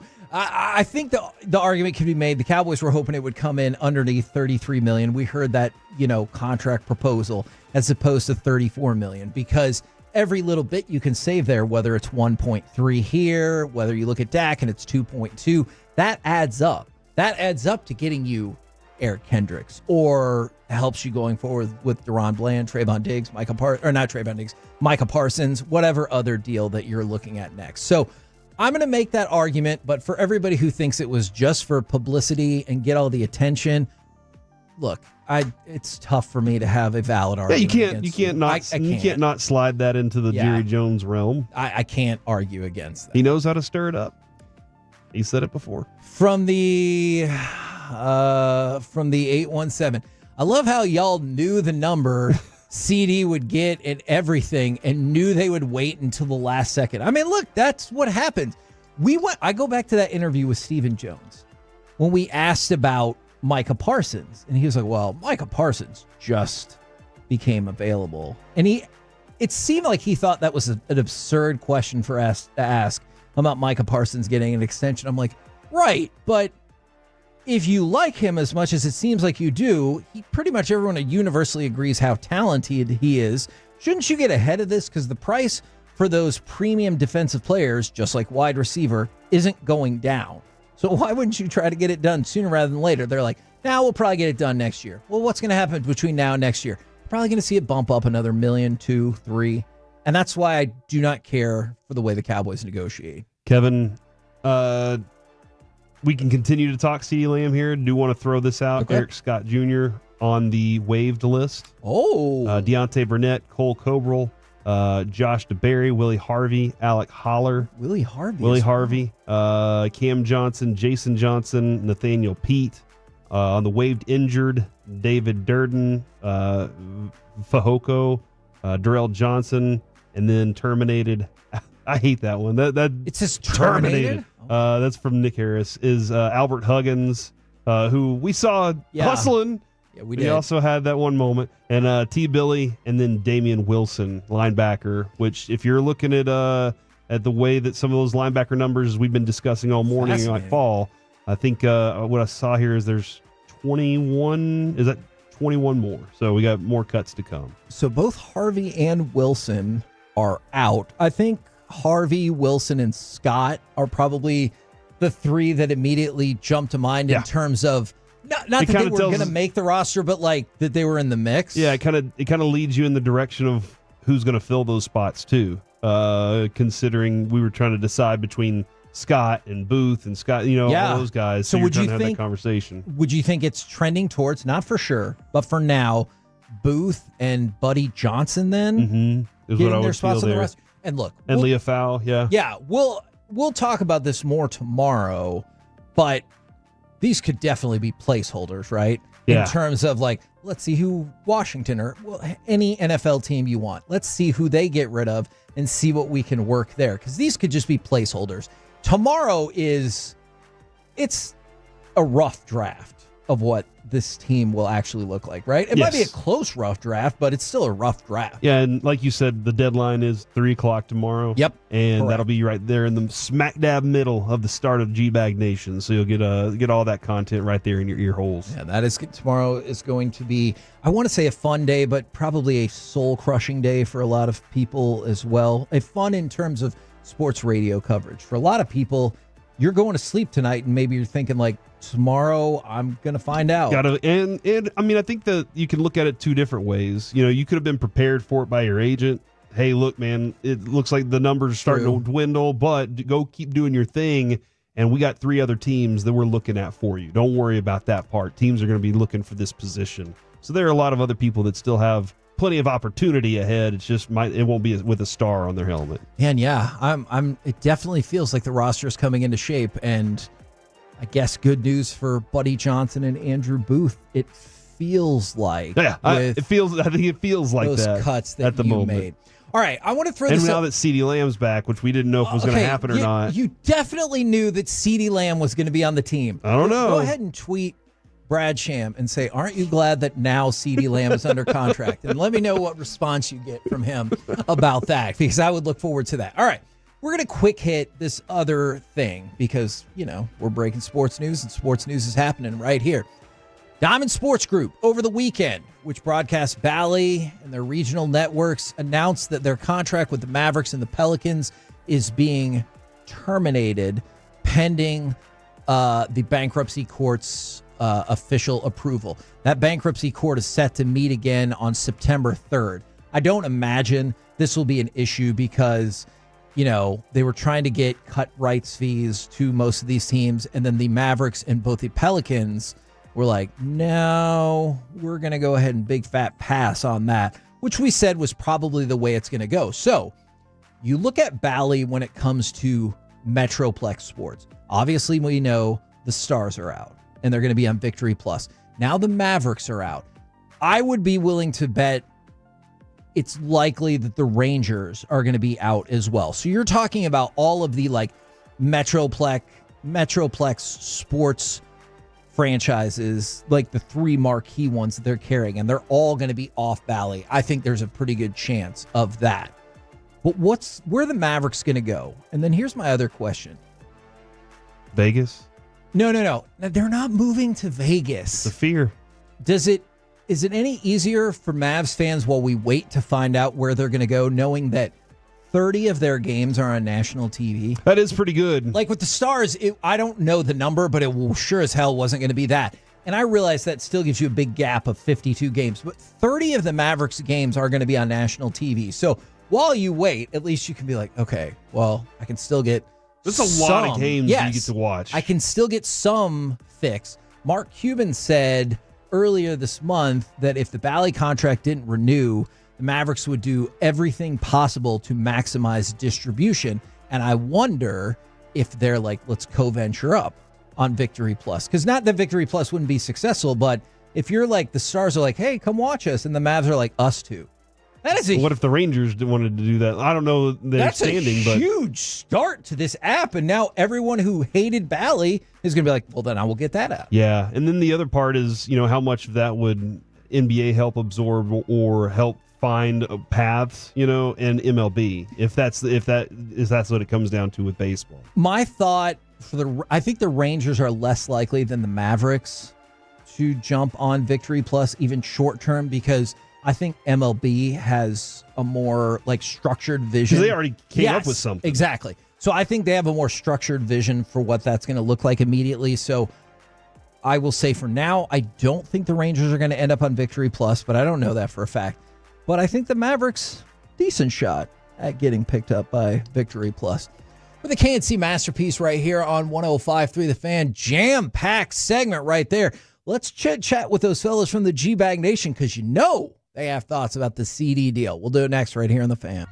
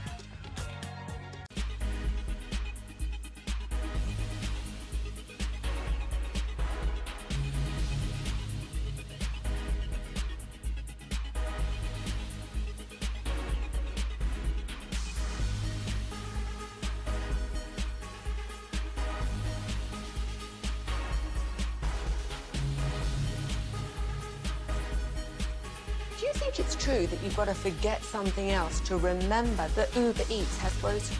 No, that's absurd. Hey, remember when you used to be a pepper lady? Pepper lady? Wasn't it Cinnamon Sisters? Basil Babes. Saffron Squad? Nutmeg Maidens? Paprika? No. Nutmeg Maidens. I just said that. Was it Spice Girls? Doesn't sound right. Was it Saffron Squad?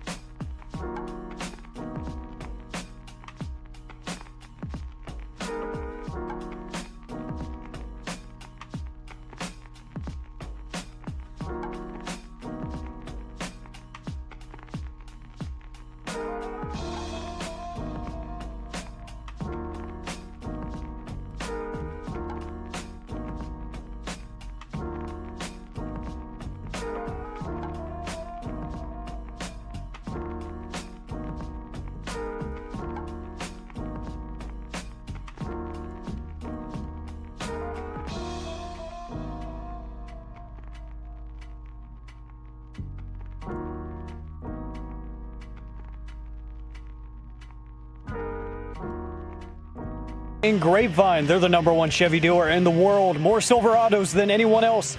This is Texas. This is Classic Chevrolet. Together, let's drive. Based on new Chevy registrations 2023. 3rd and 4, snapping the gun.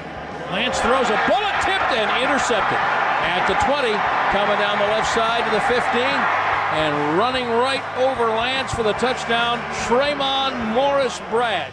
KNC Masterpiece right here on 105.3 The Fan right now, courtesy of D&M Leasing. It is time for our chit-chat with those fellas from the G-Bag Nation. Gentlemen, how is you today? Awesome, Heggie. How are you? I'm doing good, doing better, knowing that the deal got signed with the Cowboys and CeeDee Lamb. 4 years, $136 million, $38 million signing bonus, most ever for a wide receiver, and $100 million guaranteed. We were kicking this around probably, honestly, for a long time, but also off the air. Do you think, because I do, that the Cowboys have a reputation of just being a franchise that, like, they'll give in and they'll sign? So just wait it out. You know, not as a result of this. I do think in general, yes, if you want to go for it, you can. But I think this deal was very fair with both sides. Okay. Yeah.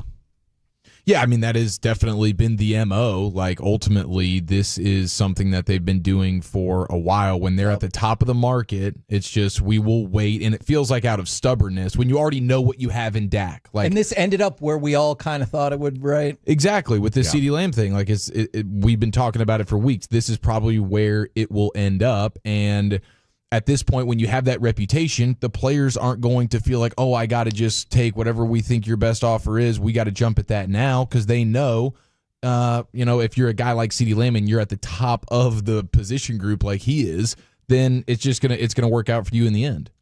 Agents know. Okay. Agents know, and if you talk to other general managers around the league, they'll tell you the same thing about the Cowboys. Okay. Not that every general manager in the league has his ship in order, but the reputation among the agent community is that the Cowboys will wait on deals. And just so if you're patient enough, the thing I think we've been consistent about on our shows has been CeeDee Lamb wasn't going to miss game checks. Yeah. That's what the Cowboys were betting on. So, and as Dawson said, they probably feel like they got a fair deal. CeeDee got what he wanted out of the deal, and now everybody moves on. Andrew Brandt, who used to be in the front office for the Packers. Yeah. Yeah. He as soon as the deal got done, his tweet was, Cowboys are very predictable in paying their stars. There you go. Wait until deadline, then pay top of market on brand. Yeah. Now, with the releases of Eric Scott and Fehoko. You're thinking about those are from previous administration picks. So those could be claims for the Washington Commanders right there. Okay. The rest of the guys they're waiting on, they're probably trying to trade. Okay. So you have your name of your guys. Usually with how this will work is that you might be coming down to the last two guys. There's going to be some gymnastics going on here. So with the roster, with guys being on, guys being off, maybe Thomas, the guard, who really hasn't done anything all training camp, might be on. You never know, and then kind of do some gymnastics with that. That's how this thing works. So I'd keep an eye on that. I'd also keep an eye on the fact that, like I say, anybody that's not on that list that you kind of thought about, Davis and others, that might be they're trying to move. So that's why they're going to carry this thing through Tuesday and see if they could, until they have to finally submit all their cuts but they'll try and trade some of those guys they don't plan bringing back. This might be answered by they might still be trying to move, but do you think like the departure of Willie Harvey means Buddy Johnson? Buddy Johnson made this team. Okay. Yeah. Buddy Johnson made this team. The questions have to come down now about what's going to happen at running back. Okay. Is it going to be Davis? Is it going to be Vaughn? Are they going to look outside the cuts? I know Dawson and I were talking pre-show. San Francisco put a couple of guys on the street. Might not be exactly. Abanikanda, the kid from the Jets, is the one that I think people are looking at. If you're going to add a piece to your running back room, he would be the most coveted guy. Okay. He's like PFF's number 1 back in the preseason, I think. That's for whatever that's worth. Yeah. Is it Andrew Booth? You think he's on? I think that's on the team. The questions are about with Wood, the safety. Yes. Is another one. Bones Fossil is going to control the last 3 or 4 picks that are made here, or the last 3 or 4 selections when it comes to your special team stuff. So that's probably what they're dealing with right now. Do you think it's locked in that it's only going to be 3 tight ends? There's some debate going around that maybe that Span Ford has done enough in the last several weeks. Several weeks. I say the last couple of weeks. Yeah. They gave him a $250,000 guaranteed bonus to sign here. There might be some let's see what we got here. Let's not put him on the street. If you're paying somebody $250,000, that means you were competing against other teams for him. So they know he won't make it through. That might be a possibility. Every time we say, hey, this guy's not going to make it through, Todd Williams will walk through the door and say, we got all our guys back. Every time you think it's not going to make it through, the floor noise and then they're all back. Every team just loves their own players. They're like, gosh, I don't want. I get it in fantasy sometimes. Don't they have it in fantasy? Yeah. Everybody, they do. There's times I'm like, gosh, I should have just punted on this guy a while ago. They love their 53, and as a general manager, you have to take advantage of if teams are going to make mistakes and put guys out there. You're thinking, okay, is he better than my 4th receiver? Is he better than my 3rd running back? Is he better than? Those are the things you really have to weigh, but teams don't do that. They're like, nah, we love our guys, and we're just going to go forward here. So it's that makes it. Then all the scouts that have been out and about working all preseason to come up with some names that you might want in a situation like this, and nah. Okay, I kind of thought about that when Jerry was asked about trading a 4th rounder for Trey Lance, and he goes, 4th rounder? Are you kidding me? And I was like, oh man, they cut disrespect to the 4th rounder. They cut a 4th rounder today. Yeah, they did. Fahoko. Yeah. Fahoko was a 4th rounder. Sure, but I mean, their quarterback was a 4th rounder. Well, their quarterback's not ready. The thing about their talking about Dak Prescott. I'm sorry, not Trey Lance. I see what you're saying. The thing with Trey Lance, just real quick about this, Trey Lance, if you watch him play, the good, the good, the bad with him the other day, I wonder if he has problems with his grip of the ball. Okay. Does he have small hands? Was he a small hands guy? I'm just need to get into a little bit more, but when you watch the tape of every throw that he makes, they run this play called sprint right option, which is the interception. I think it was the first interception he threw the out that they were trying to, they roll the pocket to the right. And in sprint right option, the Bill Walsh way is 1-2 throw, 1-2 throw.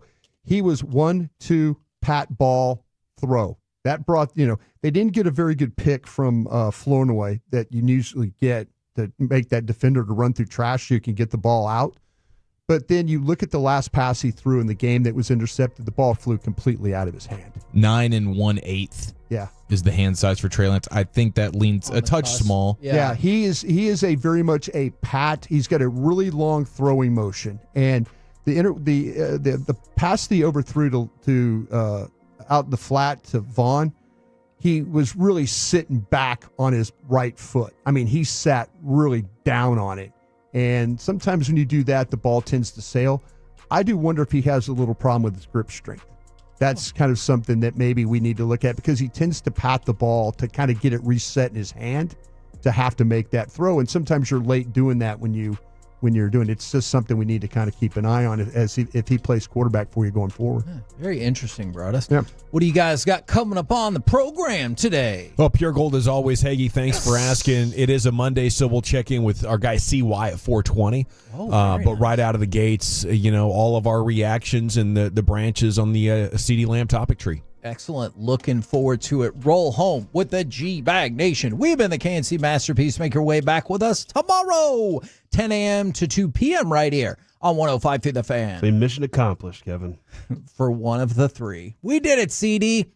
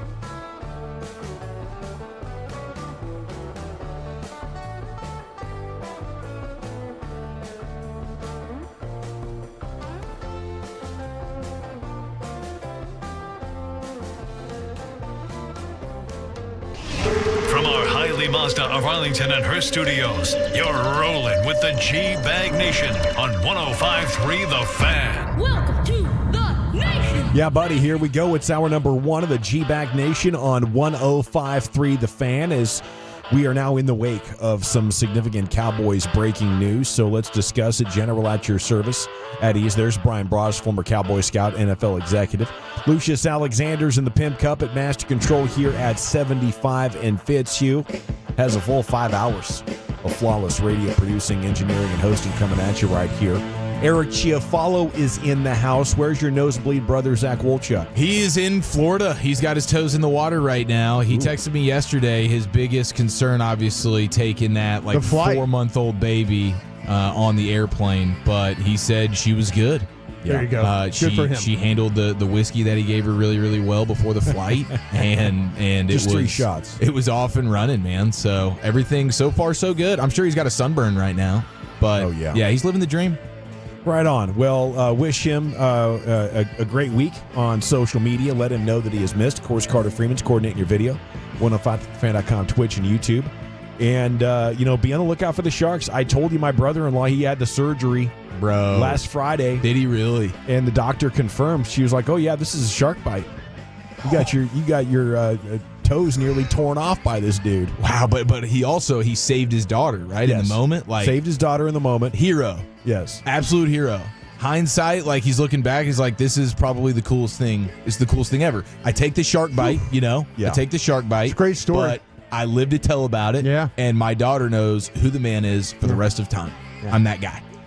You saved the kid from a shark? I would say yes, but I would also counter with he's got to be off his foot for the next 12 weeks. It severed the ligaments and tendons in a way that's going to make all the muscles atrophy.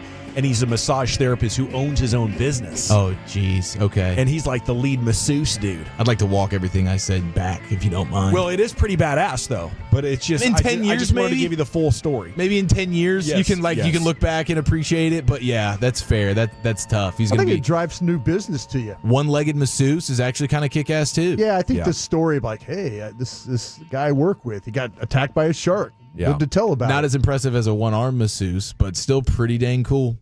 Yeah, and that goes to the fact that I just don't trust these numbers on the shark attacks. They'll be like, oh yeah, you're more likely to get struck by lightning or be in a plane crash. Trust the numbers. If you are in the water, you're taking your safety into your own hands. I think is what we're learning. More I think and the more every way day. that we're fishing these oceans, these sharks got no food.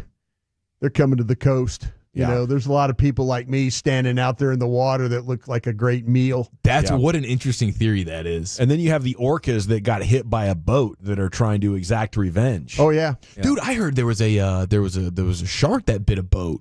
I didn't read the story, but I saw the headline of these fishermen are freaked out because the shark started eating at their boat. I'm like, oh my gosh, they're starving. I'm amazed about always when I catch it on the TikTok is that. Between the other things that go on TikTok that I enjoy as well. Well, that and the OnlyFans. Yeah, all those posts are awesome. The thing about the orca, the kayakers with the orcas. Yeah. That to me is amazing. There's a pod of them, whatever they call them. They're kind of they're circling around and the kayakers kind of oh, this is great. Oh, I'm like, I would be terrified. I would be absolutely terrified. I literally would think, okay, one of these things is about to. I've seen what they've done to those seals when they break up ice when they're on those ice packs and stuff. They fling them. They just they rush they make such a big wave. Oh yeah. Could you see them making a big wave and just spinning you over and then boop, there you go. Yeah. You're no longer Hopefully they find the GoPro to kind of tell the story. Well, wow, look at this.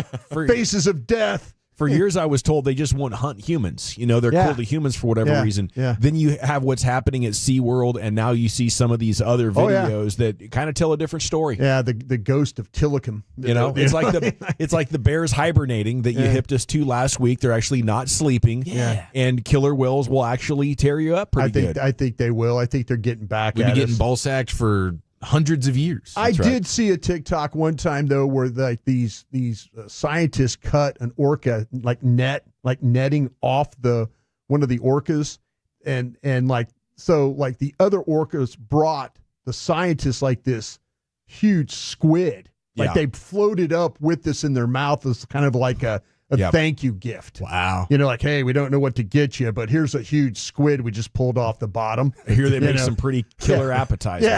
Have some you should try and fry that thing up, honestly. Yeah, exactly. I mean, I'm sitting there, I'm like, the scientists are like, whoa, this is cool. Got any lemon juice for that thing? They're bringing paella. Look what we can do here. You got any rice? We can make this thing out. But yeah, I mean, they saw them. They cut this whale out of a net, and the other ones went and like in a way of thanks. Yeah, brought this squid up to him. Like, here's our gift. Here's a little calamari, which proves they see the difference between right and wrong. Yeah, and are willing to either give you reward or punishment. I think that's what you're looking at. I'm always looking at the punishment side. I'm in their territory for no reason. Well, just as it was about to get super weird, I feel the Cowboys and CeeDee Lamb come to terms just as the rant volume was increasing and we were talking about what happens when CeeDee actually miss a game. Boom, there it is. Adam Schefter with the report a couple hours ago, hour and a half ago. 4 years, $136 million. Makes him the second highest paid non-quarterback in NFL history. Congratulations are in order for him. It includes $100 guaranteed, $38 million signing bonus, the largest ever given to a wide receiver, the largest signing bonus ever for a wide receiver, second guaranteed money behind Justin Jefferson. I just think it's fair, I don't know, like the Cowboys are having so many of these go long. I think the players understand that's just what we have to do to ultimately get our number. And, for me, the bigger thing is I just think the Cowboys kind of have this process for doing contracts that requires as little effort as possible. I don't think it's necessary. There's not a huge downside to it, but they're not getting any great benefit from it. Yeah, they're really not. I mean, well, the benefit might be let's see what the cap number is and stuff like that. And I hate these things because I never understand fully what the numbers mean and all that. But let's see how Adam Pacific and those guys structured this thing. That to me, I was kind of hearing when I was out in Oxnard that the number they kind of agreed on, it was the structure that was a little bit of the problem with that. And, so that's why I felt like that, okay, this is probably going to get done. I felt like that CeeDee was not going to miss game checks. That was number one. He wasn't going to even he is under contract, or he was under contract. This is just an extension. But his contract before this extension called for $1 million a game. And I didn't think he was going to miss that. Well, Jane Slater has some details in regards to how this thing got done here, and she says that the two sides were off and on in recent weeks, but it started really getting going over the weekend on Saturday. There you go. So she says that for a long time the Cowboys were at $32.5 million per year, then moved it up to 33.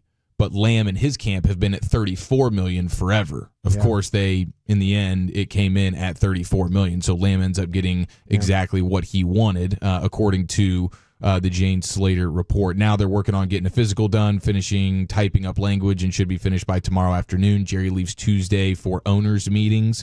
Lamb could be at practice tomorrow. Jerry will meet with the media on Wednesday ahead of their return to Frisco practice. So the Cowboys have been trying to get a bargain for the last 3 weeks. Yes, exactly. 3 months. Yeah, they're exactly. They've been trying to, according to the way Jane sees it, like they've been at $32.5 million, hoping that he would just be like, you know what, okay, I'm too scared to hold out or do anything like that. But as the Cowboys have shown, you don't need to be scared if you're a star player. I wonder if they would have waited another week, they would have got that thing at 32. I just wonder that. Because like I say, because you just know he wasn't going to miss games. No player wants to leave $1 million a game out there, and nobody does. I think, to me, at 32.5, that still puts him at second, right? Doesn't that put him above? I mean, it puts him as the second highest paid receiver in the league. If it was at $32 million? 32.5. 32.5. I don't know. Now he'd be in the same area, I guess, as A.J. Brown and. I think that with the numbers that it was, I think that would be pretty close to being the second highest paid receiver. What do we got there, Dawson? You got that pulled up? A.J. Brown's 32. Yeah, so 32.5 would have put him above.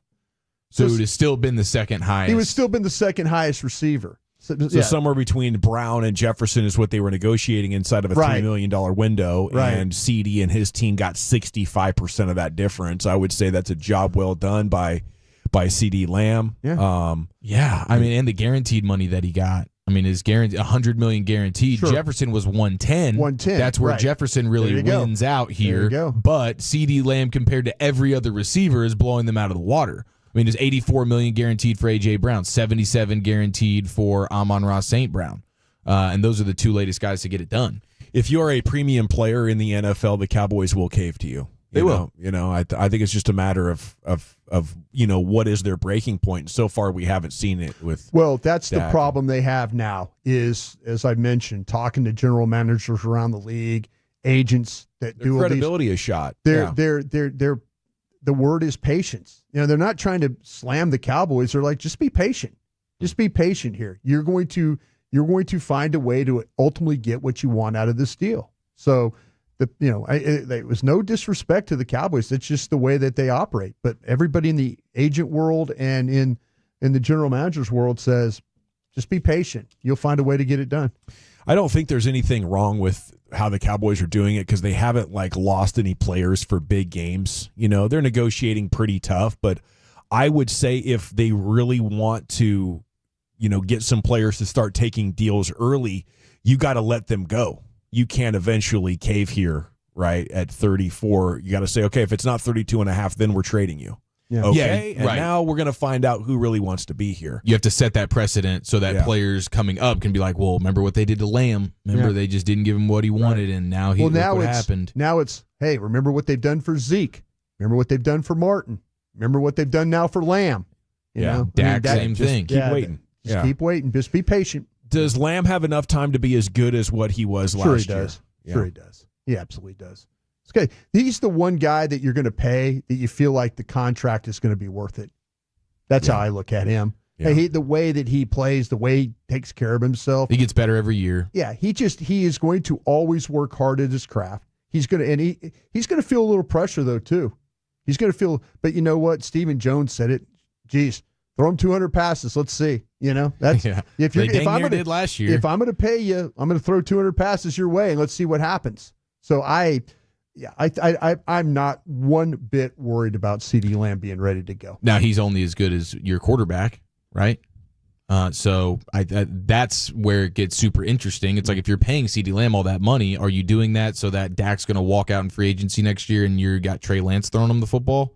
Might as well trade CeeDee Lamb at that point. Well, that's what I'm saying. Like, as you start to really think about what you're doing here, because CeeDee Lamb, yes, he by himself is totally worth every dollar. But if Trey Lance is throwing him the football, what's the point? It's very similar to what the Vikings are going through this year. I know no J.J. McCarthy and all that.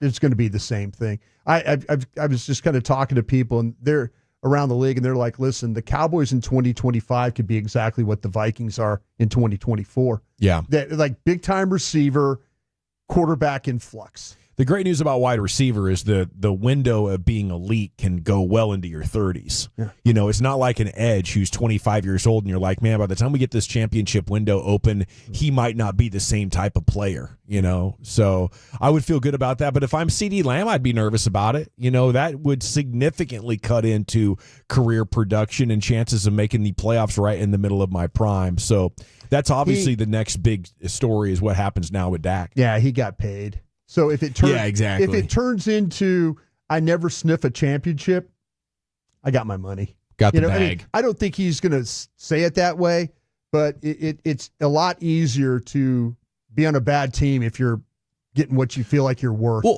it's just not ideal. Or he's super competitive guy and he demands out because he wants to go somewhere where he can win in 2 or 3 years if everything looks obscure. We hear that all the time, right? But Adams. At the Raiders and stuff, and then I'm sorry, I didn't mean to say that. It's 4 years, To me, I don't see. I think CeeDee Lamb, whether it's 8-9 or 12-5, I think it's the same for him. He was awesome last year, though. He was, dude. Yeah. I wonder how many more of those kind of years can we get? Can we get better than last year in any way? I mean, what last year showed is even with other players not performing, they could still get him the ball and have 12 catches in a game, And I've seen a lot of good receivers with Dak that couldn't break it when the team was trying to take him away. last year by midseason it became obvious. Like if you can slow down the Cowboys, you got them, and they couldn't take the ball out of CeeDee Lamb's hands in the majority of games. Yeah. Of course, Green Bay and Buffalo. You're going to be that way too because of the way the running game, probably the lack of. Yeah, it was bad last year too. It is going to be the CeeDee Lamb, Jake Ferguson show. But it takes a lot. Defenses have to commit a ton to stop him because of just how much they move him around and where he can just be so productive in the slot. Like he's such a hard player to stop. Krusty's Corner's coming up at 3:40. Full report on Game 3 of the Cowboys preseason against the Chargers. We have roster cuts that are coming in. Yeah, guys like Cole Cabral are now hoping to make the practice squad. You have the Trey Lance conversation that we need to have. Rangers are off tonight. A number of running backs are becoming available. Would the Cowboys have a line in the water for one of these guys? CY is coming up at 4:20, though. It's time for him to get a new contract as we're now approaching September. And, this season is, clear what you have going on there. But another big start tomorrow in the rehab department for Jacob deGrom. So we have exciting things to talk about with CY coming up at 4:20. G-Bag of the Day is coming up here at 2:30. Let's do an Ask Us Anything from Lance to Lamb and Bland and anything else that you want to know about these Cowboys. We're open for business here at 877-881-1053, and we're back in the nation.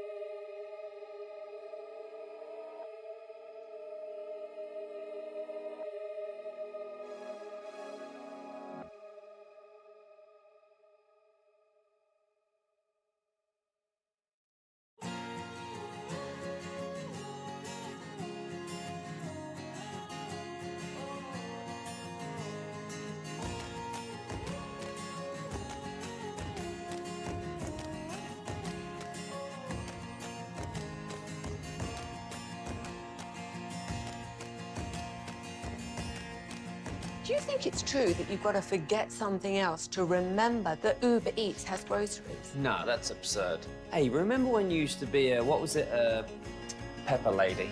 Pepper lady? Wasn't it Cinnamon Sisters? Basil Babes. Saffron Squad? Nutmeg Maidens? Paprika? No. Nutmeg Maidens. I just said that. Was it Spice Girls? Doesn't sound right. Was it Saffron Squad?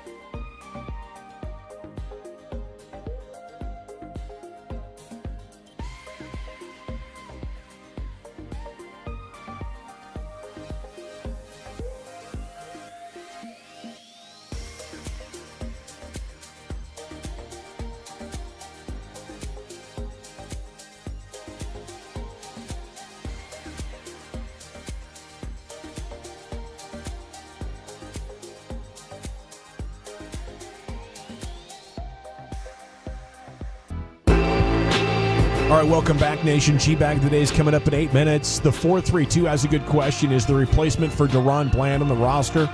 Will they seek a replacement elsewhere? What do you say, Brian? I feel like that they're comfortable with the guys they have.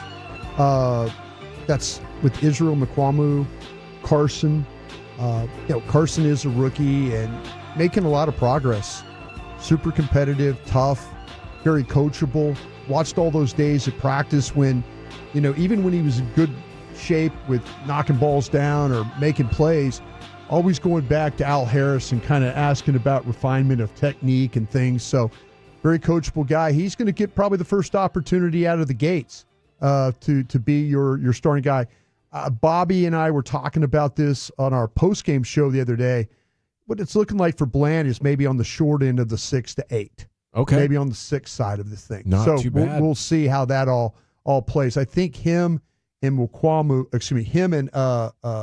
Doga they have this 2 designations where you don't have to, you could bring guys back, you could put them in a category. So that's new to what the league has been doing here lately. So probably a Doga, probably Bland on that. And just like that, we are off and running with an Ask Us Anything at 877-881-1053. Eric, Lucius, any questions for Brian? Segment here is brought to you by the Frankels. Life is unpredictable. Accidents happen. If you're hurt in an accident due to somebody's negligence, call the Frankels for a free consultation, 214 or 817-333-3333. Go to frankelfirm.com. It's also brought to you by Cars for Kids. Donate today, carsforkids.org, Chief. My question for Broadus is, what was the tastiest thing you tried in the Brad Sham radio booth on Saturday when they brought us all the new menu items? I love those tacos that they had. The with the Fritos on there? Yeah. With the spicy Fritos? Yeah, I did. I thought that was... Because you were dominating that waffle. Wonderful. I thought you were all about that churro waffle. I had that waffle was really, really good. I had a bite of the pizza burger. It's too much. It was Dude, the pizza burger's huge. It's too much. It's a full pound patty burger. You could split it with 4 people. Okay. I mean, if you think you're going to we're going to have the pizza Is it burger. cut for 4? You can make it for 4. You'd have to cut it yourself. To cut it. We probably need a pre-cut. Yeah. But they might need to like pizza roll cut that thing. There's no way that one person can take that down. I don't know, Eric. Come on now. Did you try? Did you do it? No, I didn't try to do it because I had a whole press box to consume, but I wanted to give it a shot. I wanted to try it, and it was delicious. It's a messy situation, but it's good. I brought it from the Brad Sham radio booth to the press box for Wolchuk. He had a piece of it, and he's like, oh, man, I can't do this. We thought that Blake was going to be there. Young Blake might have been able to punish that thing. I think you two have similar eating patterns when it comes to... Ooh, we can have another eat-off? Yeah. I'm down to have an Maybe eat-off. the 3 we pick. Me v. Blake? Yeah. Oh, it's over for him. Blake, he's kind of a constantly eating as the game goes on. He is. Yeah. We partnered up. That young metabolism. Yep. Okay, I'm going to ask a question that might be borderline unfair. What if the Cowboys start 4-1? Browns, Saints, Ravens, Giants, Steelers. You can absolutely see it. Oh, for sure. Do you think Cowboy Nation will be able to stave off the excitement and the belief that this is our year at 4-1? No, they won't. Because the hopium will then supersede the current pessimism, which is at an all-time high. That's cynicism, even better. Thank you. Pessimism, cynicism. I believe it's all there. All the isms. You've got You've knocked out 3 of the AFC North teams, right? In that 4-1, you knocked out the Browns. You knocked out the Ravens. You didn't get the Ravens. That's the one loss. Okay. You're imagining that's the game you lose, but you beat the Browns, the Saints, the Giants, and the Steelers. Okay. There's the hopium will be riding. Well, because then you go into Detroit and San Francisco. Those are your next 2 games. See, but you have a bye week in between. Yeah, that's where you get the truth serum of, oh yeah, that's right. We're the same old Cowboys. The hopium will be abundant at that point if it's 4-1. What do you think is most likely after these first 5? 4-1? Man, very doable. I think it is very doable. Yes. And that's coming from somebody who's not overly high on this year's team. I think they're a 9, maybe a 10-win football team. Yeah. But I think that to the start, I thought they were going to, a couple months ago, I'm like, are they winning in Cleveland week 1 with the way things were looking and with the way the roster? But now they've made enough moves to shore up the defensive line. The wide receivers look better in camp. You're feeling decent about the rookie offensive lineman. Yeah. You're like, dude, and Deshaun Watson's arm is sore. He can't even throw. He sucks anyways. No Chubb for week 1. They're definitely starting 1-0. The question is, can you block their front 7?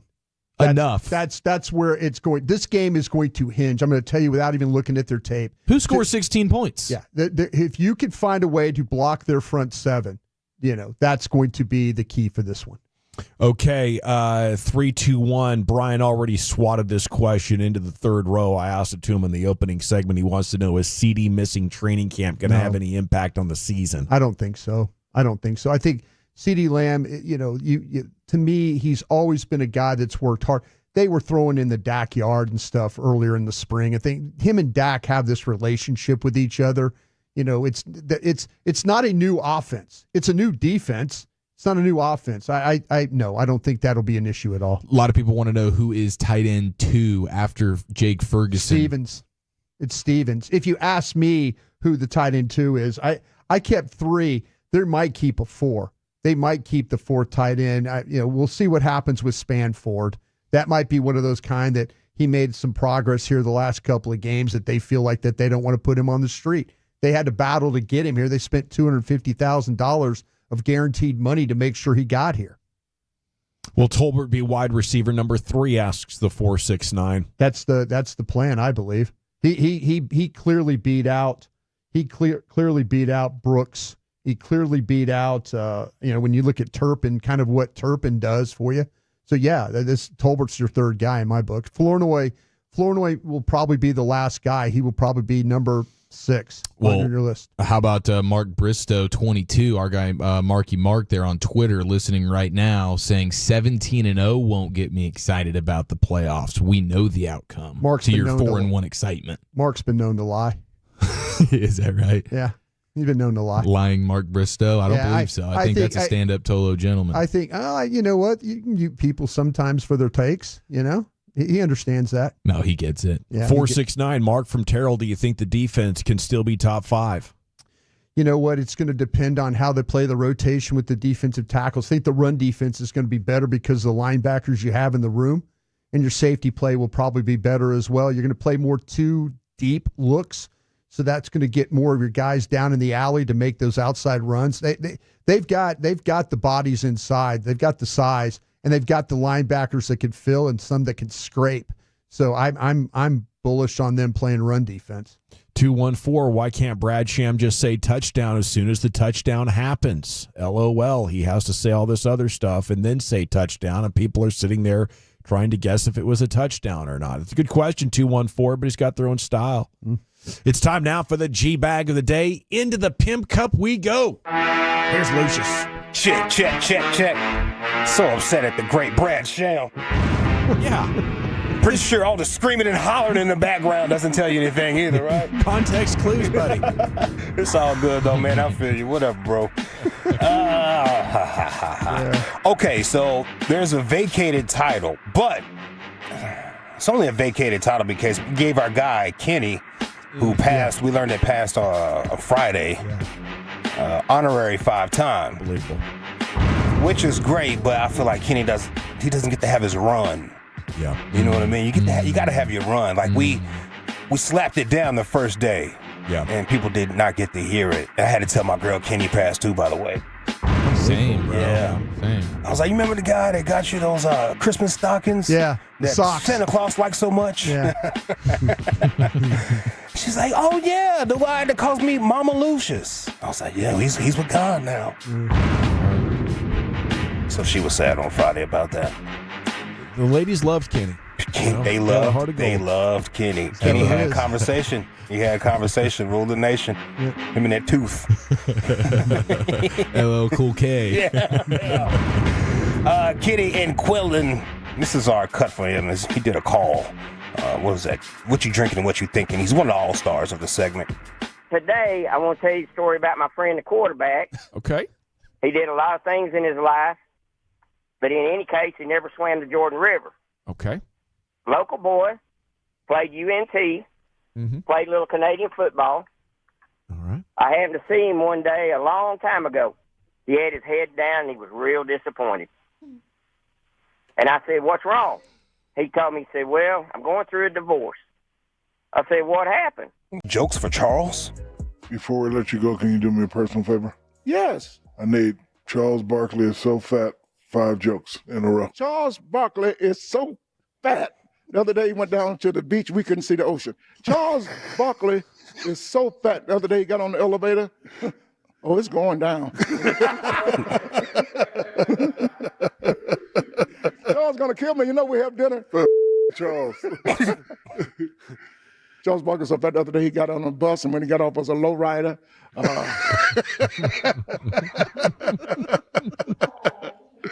Charles Barkley's so stupid. The other day he was walking by the YMCA. He looked at everybody and said, "Look, somebody spelled Macy's wrong." Somebody spelled Macy's wrong. That is pretty good. That's pretty good. Off the top of your head. That's pretty good. Hey, he asked right there on the moment. There's no Charles to look at and work with. You know what I mean? You just got off the top of your head. You got whatever you got in your bank. Yeah. College football is back.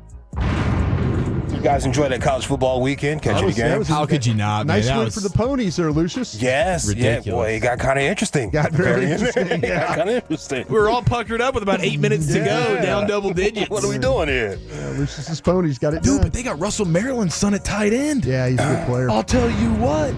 34 yards to Pater. Let's go. Walk Let's off. go. Yeah. Let's go. Russell Maryland. That's one of the first little football cards I had back in the day. Oh, Russell Maryland. Back in the day. Yeah, I traded that joint. Respectfully. Nice move. Respectfully. I didn't know what I was doing. Yeah, college football is back. You guys do a show, Bet Nation. Oh, yeah. You guys had Carter on there? Yeah. Carter tried to take y'all to break. Yeah.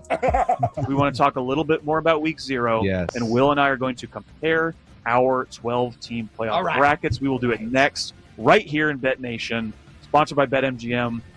Born in Vegas? I got that wrong. Sorry, guys. That's the tease. He rolled with it. And then the commercial. Then it went right to it. They don't wait for you on that program. They do not wait for you. Guys. That's a hard out right Sorry, guys. So glad you played that. Oh, man. Sorry, guys. It's hysterical. He was doing his thing. If he wouldn't have tried to overdo it, like if he would have just got himself out of there, he was fine. But he wanted to hit the sponsor. He really wanted to make that 10 out of 10. I get you. I get it. I totally get it. Yeah. Too much showboating. Yeah. Just scored a touchdown, bro. Right there. This is not one, but this guy was trolling his high school football team as they were walking out. Where my dogs at? You guys are kind of quiet. I'm trying to pick you up, Frank. Okay. Okay. Okay. All right. Yesterday was a church day. I pray you got your blessing. Shout out to my pastor, Dr. Pastor Freddie Haynes, and Reverend Ike. We have a pastor right here that goes off on parents and the teenagers in his church because he's tired of the horny teenagers. So, I want to make myself very clear today. It's on tape, and I want you to look me in my eye. I am not pastoring a church where the teenagers lay all over each other like a bunch of dogs in heat, fondling each other while I'm trying to preach the word of God in this pulpit. Your kid ain't doing it, and your kid ain't doing it. I have instructed my security staff to pick you up by the seat of the britches and throw your wicked tail out of here. What kind of girl would let a boy follow all over her in the house of God? If you're that wicked to do that in church, what in the Sam hell are you doing when you're not in church? You're not going to play with your cell phone. You're not going to lollygag around. You're not going to talk. Hey, Justice. Hey, Justice, look up here. Hey, Justice. Hey, Justice, look up here while I'm preaching, son. Yeah, I'm preaching to all that crowd back there, and you included. You ought to have your eyes on your preacher while the man of God's preaching. You shouldn't be falling around. But he got called out, bro. I ain't putting up with it now. I don't give a flip whose kid you are. And I tell you how you parents stop this nonsense. Make your kids sit in the pew with them, and when they act up, smack the living hell out of them. They'll stop this bunch of nonsense. Let's go. Pastor was fired up. Man, he was fired up that day. Justice for justice. Lord. Yeah, that is annoying. Yeah, boy.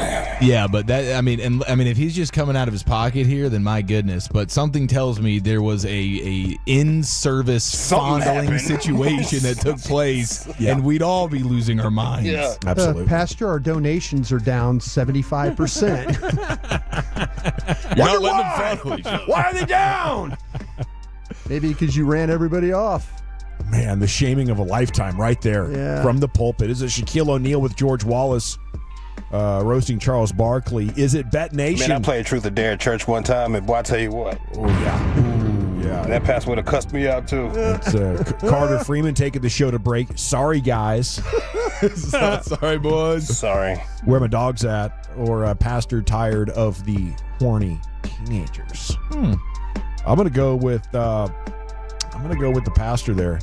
Final nominee, Chief. How about you? I'm gonna go with my guy Carter Freeman. Man, that was his final episode. He's off next week and it's done. So that was the way he ended his time on that show, which is just incredible. Yeah, good run. Yeah, way to punctuate it, Lucius. Big Kenny. Can I vote for him? Oh, if we can, then I vote for Kenny because, gosh dang it, that was even funnier today than it was on Friday. Does that make Kenny the winner there? Right I think so. Yeah. Okay. I'm going to vote for. No vote for Carter, right? Not anymore. Okay, I'll take the Carter vote for being overcommitted. Yeah. Yeah, he was way overcommitted. Wouldn't mind running that one back a couple of times. Yeah. And by a score of 2-1 to 1, Kenny in Quinlan is your G-Bag of the Day champion. Yeah, I appreciate all the texts and all the people asking and wondering. We don't have any other details. If we do get any, as far as something we could pass along, we will. But all we know is that it's a terrible weekend there for the friends and family of Kenny and Quinlan, and what you drinking, what you think it'll never be the same. Okay, NFL News Today coming up at 3 o'clock. What are we doing next, Chief? Well, we got best of the weekend, and I actually had a ringside seat to Wolchuk versus Bobby in a DAC-off. Wow. And it is brought to you by Kenny's Rock and Roll Tequila. I have the sound for you next here in the nation.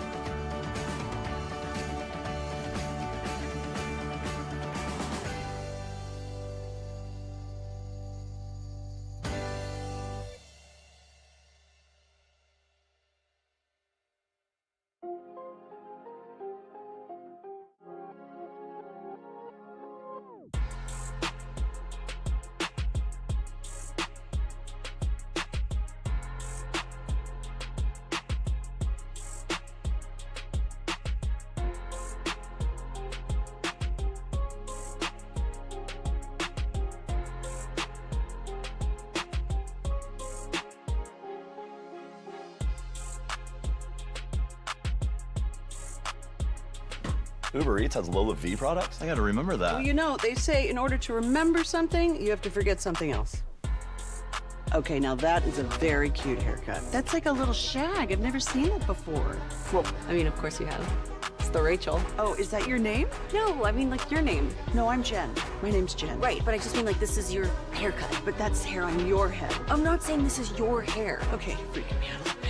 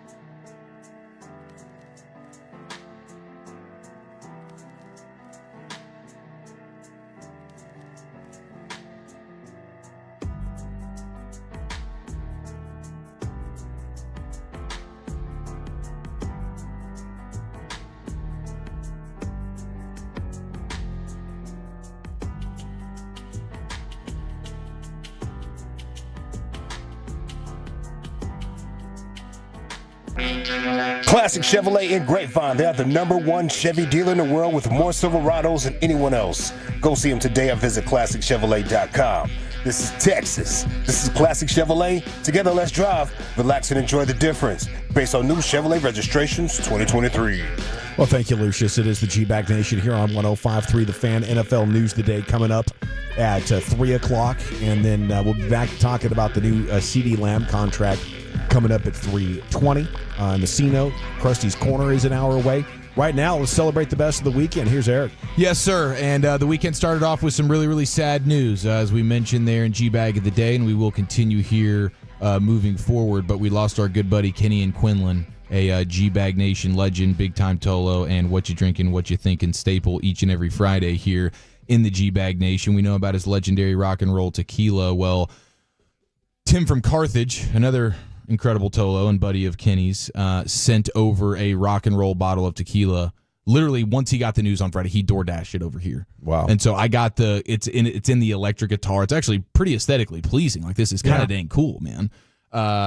So we were going. Me, Bobby, and Wolchuk were like, well, let's get together and hang out, and we'll honor Kenny. So we were over at a brewery down the street, and we had the rock and roll tequila, and especially Wolchuk and Bobby really went deep into the guitar, as they should on a Friday night. And it went all the way down to the knobs. It was supposed to be, it was supposed to be, just a loving night to remember our friend Kenny. And then, of course, it ventured down a very violent sports path of Dak Prescott. And so I secretly... Now, how do these guys have an argument? Well, Bobby is all about Dak. He's and dug in. Yes. And Wolchuk is now at the point where he's like, please, I can't really defend Dak until he does some sort of postseason winning. Like, most of us have kind of gotten to that point. but we know that Bobby's not there. So secretly, I pulled out my phone while they were getting after it with each other. There you go. And I was like, let's just see how this plays. So we'll start here. And when you start talking about Dak, then you start talking about other quarterbacks, and guys are taking strays and things like that. So we pick it up here like a couple minutes in, but they start. Walchuk has his feet to the fire. Bobby's like, well, rank your quarterbacks. And then he gives too much praise to Stafford. Okay, if I'm going to rank them, give me Mahomes. No, just throw me a number. Which one is it? Allen. Honestly, Stafford. Oh, my God. You're two against Stafford. Stafford. Eric, come here. Dude, can he say what he just said about losing records and then tell me Stafford is an elite Stafford quarterback? has won a f***ing Super Bowl. Shut up when he for finally a got second. when he finally got on a good team, what did he do? So wait. He went and won a Super Bowl, Bobby. Hold on. So it's about the team? You can't be on the Detroit Lions. It's about the team? What if the Cowboys are the Detroit Lions this year? They're not. Why? They have zero depth. You can't tell me Dak hasn't had good rosters, Bobby. No, he has. He's had better rosters than Matthew Stafford ever had with the Lions. He's had good ever. Okay. They have no idea that I'm recording, and they start to get more and more emotional. I think you could go to jail for doing this, can't you? I do hope. I think maybe in the state of Texas you're good, but honestly, you might be right. In the sports world, you're okay, I think. Well, at the end, you'll hear Bobby discover what's happening, but here it continues. Walchuk starting to get more heated about Dak not getting it done in the playoffs. He had the drive. Here's the reality. Stafford had the drive. Dak's never had the fucking drive. He's had chances at the and drive. I begged him, and I prayed, and I've wanted it more than anything. Zach. And he won't do it. He can't do it, Bobby. He can't do it. Zach, take the teams out of it, because you told me the teams don't matter. You told me the quarterbacks do. And if the quarterback is below 500, which is Stafford was for a decade. Stafford would have beaten the 49ers. No, he wouldn't. With that Cowboys team. He wouldn't. Yes, he would have. No, he would not. Yes, he would have. No, he wouldn't. Bobby's right at the intersection of Rock and Roll Tequila and Avenue Lane, Adderall Lane right there. Yeah, he definitely is, man. He was hammering him home. That I think that's a great debate, though. Like, where does Stafford go? And, as compared to Dak, I think you kind of have to trust your eyes. And I think I would, much prefer Stafford having to lead you with all the chips down to Dak. When we started doing all these quarterback rankings kind of back in the day, weren't we always thinking of Dak, Stafford, Cousins, Eli Manning? Yeah. Wasn't that always kind of the group? Yeah. And then all of a sudden, Sean McVay gets a hold of Stafford, and he's a top 5 quarterback. And I think that's what Bobby's saying. It's like, man, if Dak was somewhere else, or if Dak was with a McVay, then he could do exactly what Stafford did and win the Super Bowl. That's what Bobby's saying. Okay. I had to chop and screw it.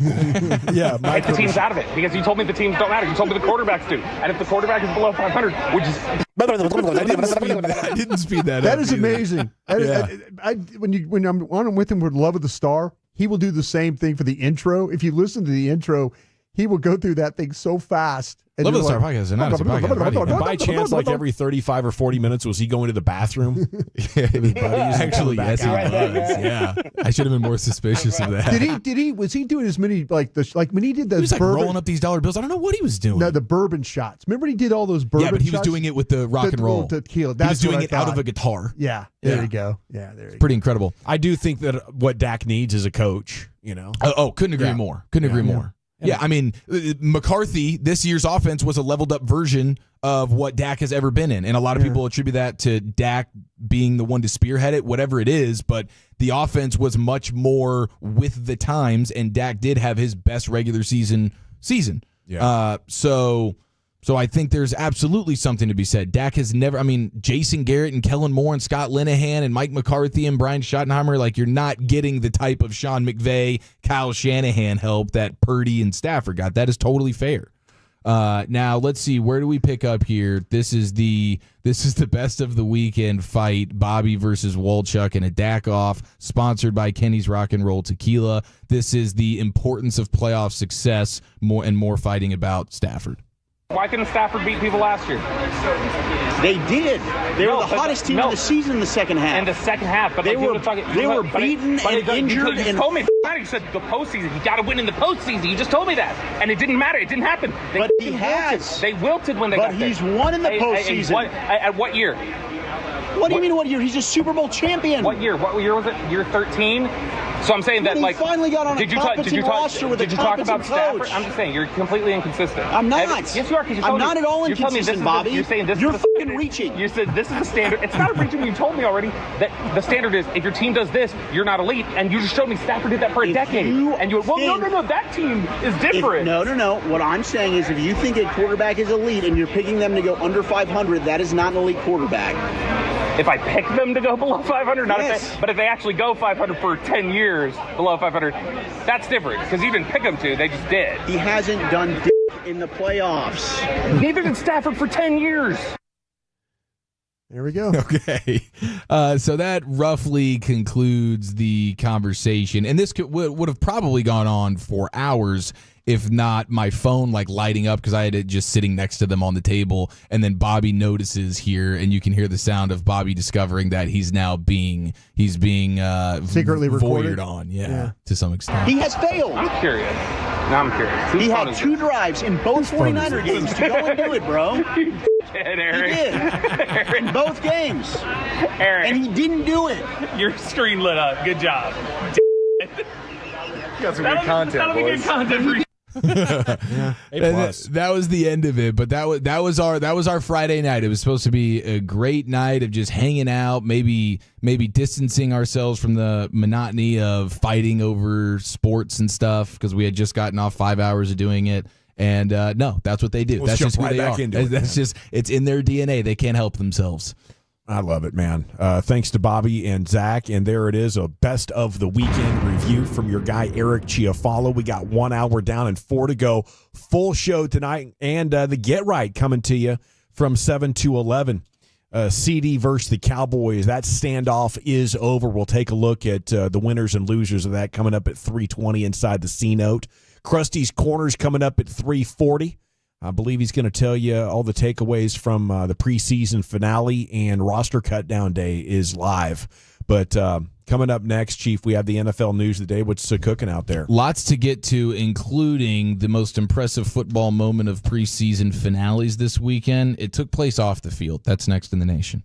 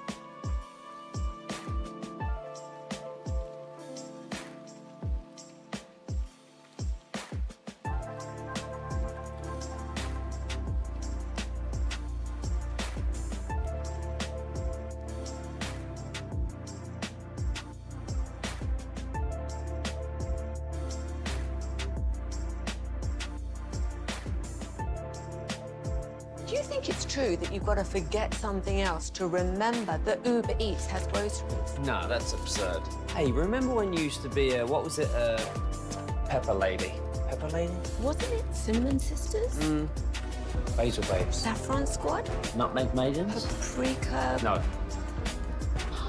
Nutmeg Maidens. I just said that. Was it Spice Girls? Doesn't sound right. Was it Saffron Squad?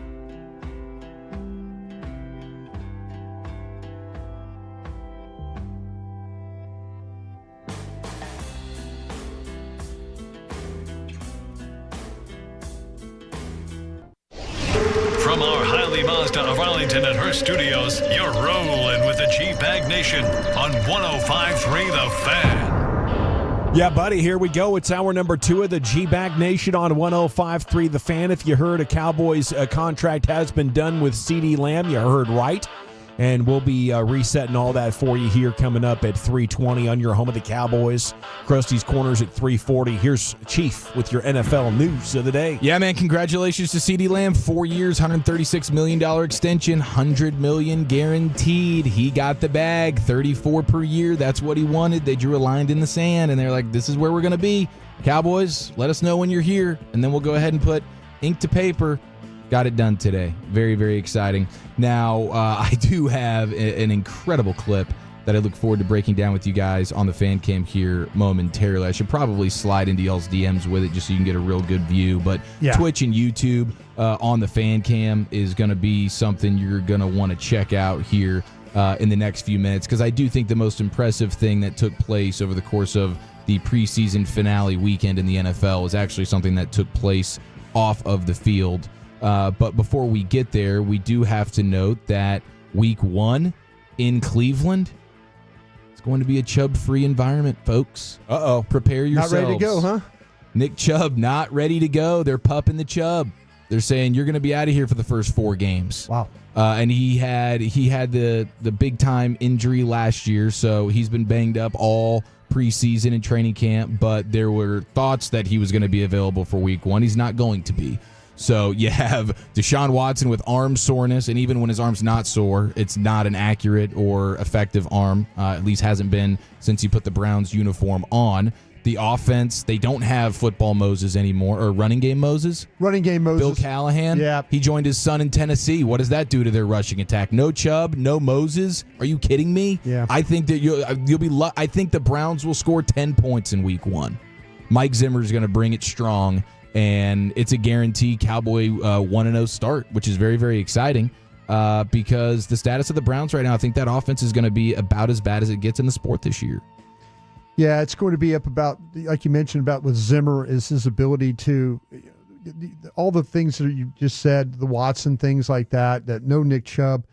Offensive line's still pretty good, though, with Willis and Batonio and Teller and Conklin. I mean, those are guys. They've got some guys. So, are they going to have to find a way? Dallas's run defense will be tested right off the jump.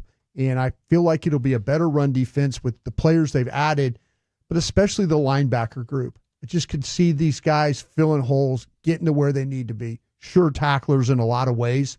So run defense will be better. If Deshaun Watson is ailing in any way of throwing the football, you're going to get I have a feeling that game plan is still going to be about running that ball. See, how good is Cleveland's defense? It's legit. It's legit. Yeah. This is the problem because you're going to have 2 rookie starters. You're going to have a rookie left tackle. You're going to have a rookie center. They'll move Myles Garrett around. They'll put Myles Garrett over the center. They'll put Myles Garrett over. I mean, it ain't like he's just going to sit there and play left or right end. They'll move him around. Dalvin Tomlinson is a tough guy to kind of block inside. We feel like, though, that with BB and then with Smith, Martin, maybe some combination blocks inside. That's where it's going to be really key for me. Can you control Shelby Harris, Dalvin Tomlinson, those guys inside? Because that ball is going to start there, and the ability to cut that ball is going to be how Dallas is going to run it. Yeah, see, I have concerns on both sides, for this Cowboys team. I think that the defense is the recipe that could get you, struggling to move the ball. But then on your defense, like if Dan Quinn is going up against a mobile quarterback on the road, you don't have much familiarity. I think this is a situation where in Cleveland they could scheme up the kind of game plan that really take advantage of the Cowboys defense struggling with motion. Arizona last year, I think this is the recipe for disaster. You kind of throw the records and the stats out. I think Cleveland gave up quite a few points last year, but they closed strong defensively to make me feel like this is going to be stout. And with 2 rookie offensive linemen, I don't assume anything about the ease of this win here week 1. That's fair. I think it's just a complete and utter disrespect for the offense in its entirety as it pertains to the Browns. I just think it's going to be a low scoring game. You're not going to walk out of there feeling great about what the Cowboys are doing necessarily. I think they win the game like 17-13 kind of deal. Yeah, Garrett Koromora. They've got that Koromora on the other side as far as a rusher and the way that he plays run defense. He's legit. He's legit. That's what I'm saying. How well you can block their front 7 is going to dictate how well you can play in this game. Because I feel like not watching a lot of Browns, I haven't watched any of their tape so far, but just kind of understanding who they've got playing in the secondary with Delpit and Thornhill and those guys that, at the safeties. Maybe there's going to be some opportunities for Ferguson. We'll see. But they're going to have to win on the outside. And if they can protect the front, it's always good for Dak Prescott to be able to throw the football. Yeah, I mean they got legit corners: Denzel Ward, Martin Emerson, Greg Newsome. I mean they got some guys for real. So we got plenty of time. Yeah, can you win against Newsome in the slot? That's what's going to. I think CeeDee Lamb. I'll take my chances with CeeDee Lamb. I'll take my chances with him too. And again, I just think ultimately Dak and Lamb and Ferguson are going to find ways to score 16 points in a game that I think that's all you're going to need in order to win it. But we'll see. They're not going to have Nick Chubb. We'll see the status of Deshaun Watson. He should be playing, but he's got the arm soreness. If he doesn't play, it'll be Jameis Winston, and he was back at it again in the preseason finale, boys and girls, with an absolutely epic pregame speech to get the boys going. Remember the time you played your best football game of your life? Yes, sir. Remember the time after that victory you went to CC Pizza and celebrated with the boys? Be real. Feel it in your heart, man. It's a long way back to Cleveland. Let's not leave it without a victory. All right? So put everything you got on the line today. Let's have a game of memory, man. All right? I remember. Let's go. Family number 3. 1, 2, 3. Boom. Yeah, they lost in Seattle, didn't they? Was it 39-33, something like that? It was one of those. I don't know. He tries. I think he's 0-2 on his speeches so far. I don't think really? They don't end up winning? I don't think we won one when he's giving a speech. Brock Hoffman syndrome. He's going to work on it. He's going to get better. Put up 33 points in the preseason. I'd call that a galvanized group. Yeah, bro. I mean, that's win or lose. First time ever CeCe's gets a name drop in an NFL pregame speech. I love the fact that he mentioned CeCe's Pizza for the after the game. For me, it was like Shotgun Sam's. That was the place. Was that pizza? Shakey's. Yeah, these are places in the 70s. Shotgun Sam's had some pizza? Oh, yeah. Back in the day. Yeah, Shotgun Sam's, Shakey's. Good pizza for back in the day. And you had your pizza spot. Round Table. Round Table. Yeah. We were doing a lot of Pizza Inn stuff on 1709. Pizza Inn. Legendary. Pizza Hut's good, how too. the pepperonis curl up. Those pepperonis, the crisp on those things, and their thin crust was dominant. What happened to Pizza Inn? Mr. Gaddy's was another one, too. Who was out on Pizza Inn? Because that was always the spot. Oh, no, Saturday afternoon. No, it's your generation, not mine. We weren't out. I'm disappointed in my generation. You should be, because we had good pizza places. You guys came along and ruined them all. I think Pizza Hut pivoted. Yeah. Yeah. Okay, so the Pizza Inn was a Pizza Hut deal? Well, I think they were operating in Pizza Hut's sort of. I think they're still the best if you talk about the takeout variety of pizzas. Nobody out pizzas the Hut. Nobody. I actually tend to agree with you when it comes to just the run-of-the-mill pizza spots, you know, like the chain spots. But CeCe's is still just fantastic. I mean, if you're just going, we've Zalots and others, it's a different ballgame. It's a level if you're going up. specialty pizza like that, but if you're just going, hey, I need to go get a pizza. Yeah, budget pizza. Pizza Hut. I mean, to me, the Pizza Hut arc shows you what happened to Pizza Inn, who's a sit-down spot. Pizza Hut recognized this is a failing business model. We need to be just a counter with an oven. You're in, you're out, we're delivering, you're picking up. We're not wasting money on all this extra manpower and real estate. No, you're 100% right about that. Yeah. Well, RIP, we got to pour one out for Pizza Inn. I do miss those guys. There's still one over in my neck of the woods. Yeah, I get a Pizza Inn every now and then. Nice, dude. Their sausage pizza is really good. Hamburger sausage pizza, excellent. I'm totally in for that every time. Yes, it's like let's do that. We have with the Broncos, Bo Nix. right? We found out he's going to start. Yep. So we'll see how that goes. I'm still not overly bullish on it. We got to get to your guy Drake May, but we'll do that a little bit later, bro. Oh, is he not starting? Well, it's a weird situation in New England. But Sean Payton, he has conviction. It's Bo Nix. It's not Jarrett Stidham. It's not Zach Wilson, despite Zach Wilson putting on a show yesterday. Zach Wilson is becoming a likable guy. Against all odds. Well, okay, so here's the two different quotes. She said. It was a three. I admire what he can do. It was a 3-man race. Yeah. And the older women, the maturity level of them starting to rub off on Zach Wilson a little bit. Evidently, the ladies he's hanging out with are helping him a lot. They have some perspective. They and do. They're able to understanding. kind of talk to him afterwards and tell him hey, this is what how you need to act. Well, I think you have the dichotomy of two different journeys. They're in the same place, feet are in the same place, but their footsteps are all over the map because Zach Wilson's a big money quarterback. He got drafted high. Right. Jarrett Stidham is not. No. So listen to the difference in perspectives here as Jarrett Stidham is still looking to get substantial NFL money, something he has not done. Zach Wilson has before even taking a snap in the league. Zach Wilson was getting paid big money as one of the top picks. But Jarrett Stidham said he was very disappointed when he heard he lost the quarterback job to Bo Nix. His quote was, "I know I'm a starting quarterback in this league. I have zero doubts about that. And it just didn't shake out my way, but I know what kind of player I am and I know what kind of person I am." So he's fired up. He still has the chip on his shoulder. He's like, my gosh, I should be that guy. Now, that's my job. He feels like he got that taken out of his hands. Zach Wilson made some money. He says, I was actually excited for Bo. Yeah. I mean, don't think it was much of a surprise, right? I think he's had a great camp. I'm excited to see what he can do. Yeah. I think he's ready for it. Sure. That's a guy who's been beaten and battered as a starting quarterback in New York. Yes. He's like, I've made money. Why would I his whole job now is just to secure QB2 for the rest of his career. And be cool to the other guys. And be, Just be cool. Yeah, absolutely. Absolutely. Just be cool. The thing about Stidham, he's probably thinking Auburn quarterback against Auburn quarterback. There was a time when Bo Nix at Auburn wasn't very good, and you would have probably said that Stidham was a better player at Auburn. That's probably why he's feeling a little like, Oh, that's a good point. Yeah, I forgot about Stidham- the Auburn connection. Yeah, Nix going to Oregon, that saved him right there. They figured something out about him that nobody else had figured out. So good for him. 214, God bless Broadus, man. Shotgun Sam's, let's go. I grew up eating there. That's a crusty right there. Live band in an arcade? Damn right. Wow, that was the Shaky Shotgun Sam's. I mean, these places, like, you go in there, you eat, you get entertained. They had like Three Stooges cartoons on and stuff while you're eating. It was a good place.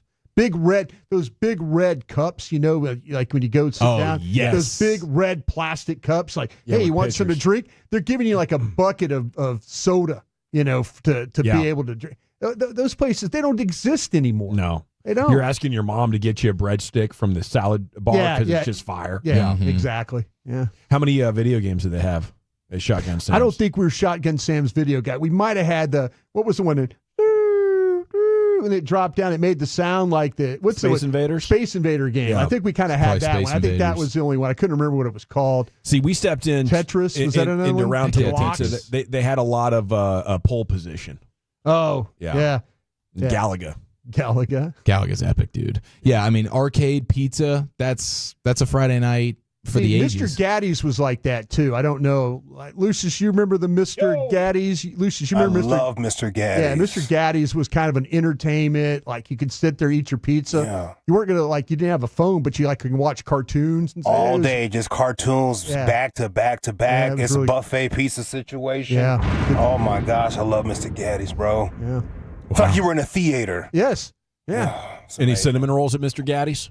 I don't think so. Yeah, I don't remember. Straight pizza? No, it was I just remember. it was straight pizza, and again, That's where CeCe's is really getting See, it done with that dessert bar. I think if you're gonna have pizza, I'm gonna say it again: the big red cup to fill up for drink. It's a tone setter. That is that you're thinking about your customers when you're doing that. And the little Those soft lunchroom ice. cups. Same cups Yeah, they have little in ice. high school lunchrooms. Yeah, yeah, They drop a yeah. That ice is important too. Something about the Sprite just tastes better out of a cup like that. Oh, huge! That's right.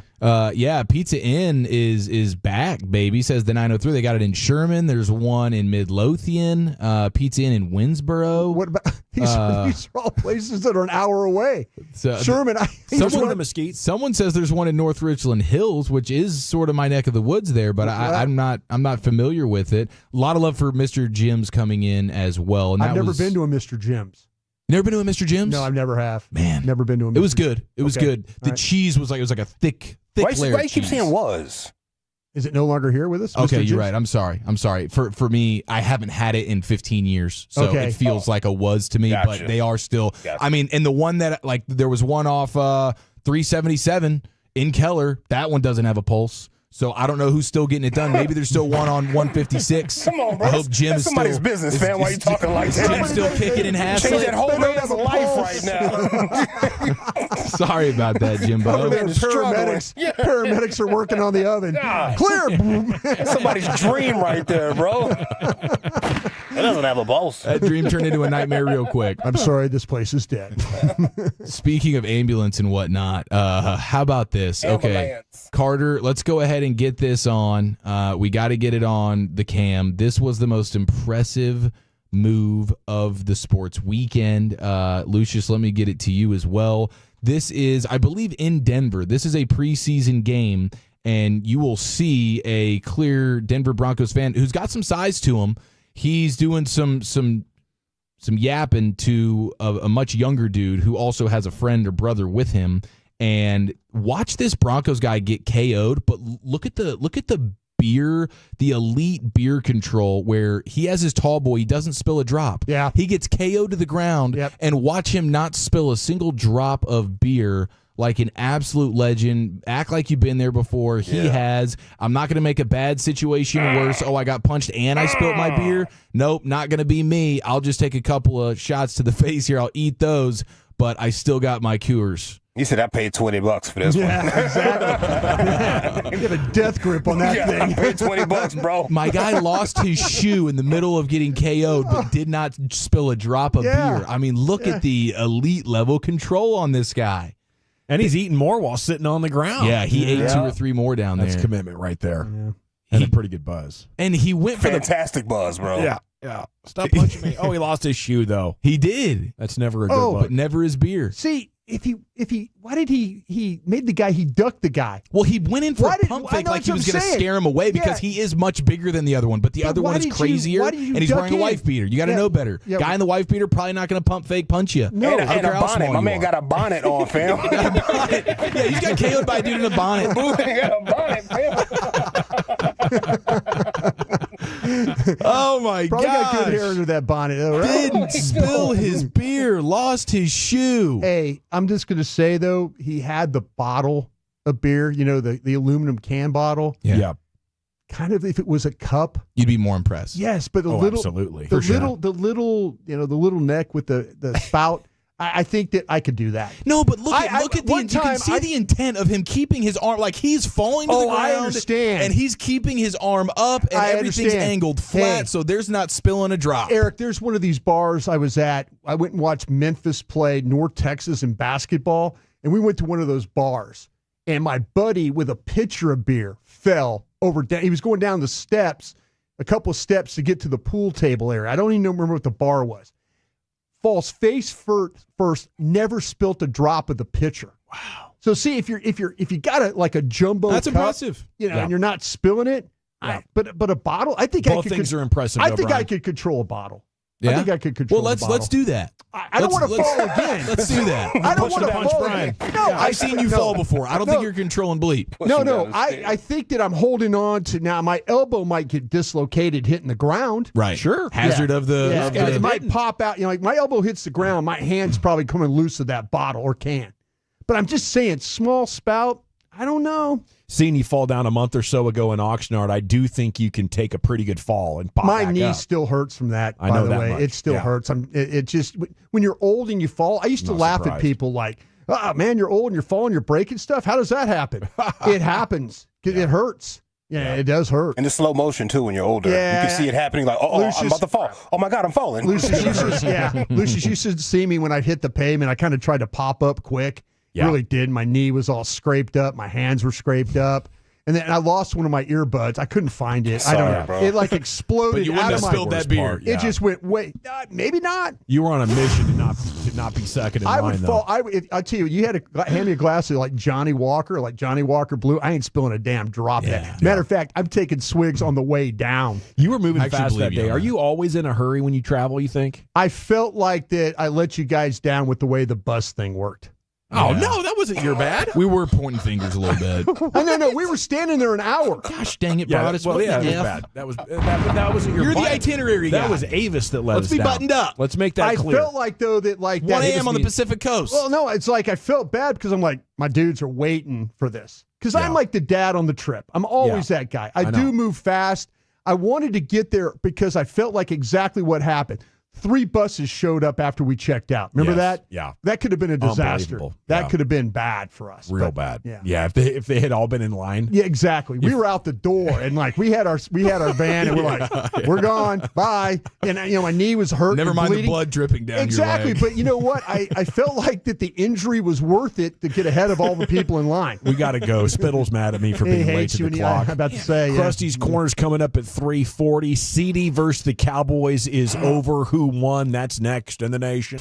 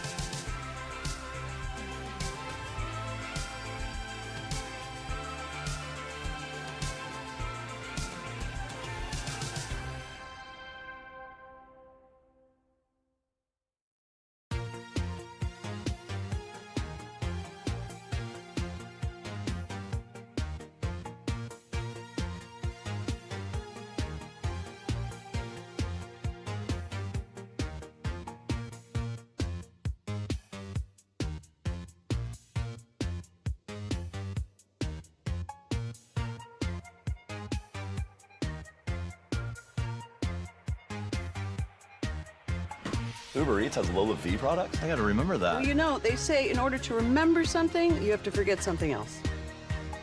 Okay, now that is a very cute haircut. That's like a little shag. I've never seen it before. Well, I mean, of course you have. It's the Rachel. Oh, is that your name? No, I mean, like, your name. No, I'm Jen.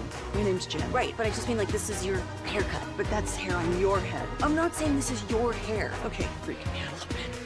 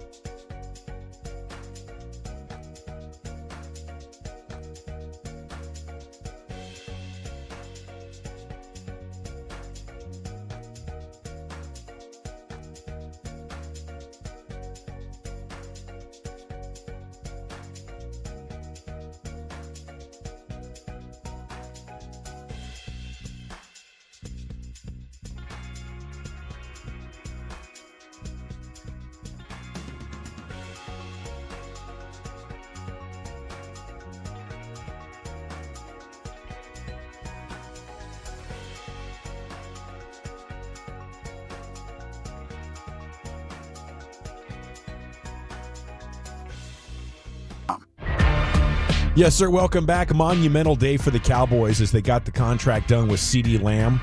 What is relevant? What happens next? Let's discuss it. Segment's brought to you by Window Nation. Call 866-90-NATION. Go to windownation.com. It's brought to you by the Frankels. Life is unpredictable. Accidents happen. If you're hurt in an accident due to somebody's negligence, call the Frankels for a free consultation, 214 or 817-333-3333. Go online to frankelfirm.com. Jane Slater had the most interesting report about how this all came together in the last couple of weeks.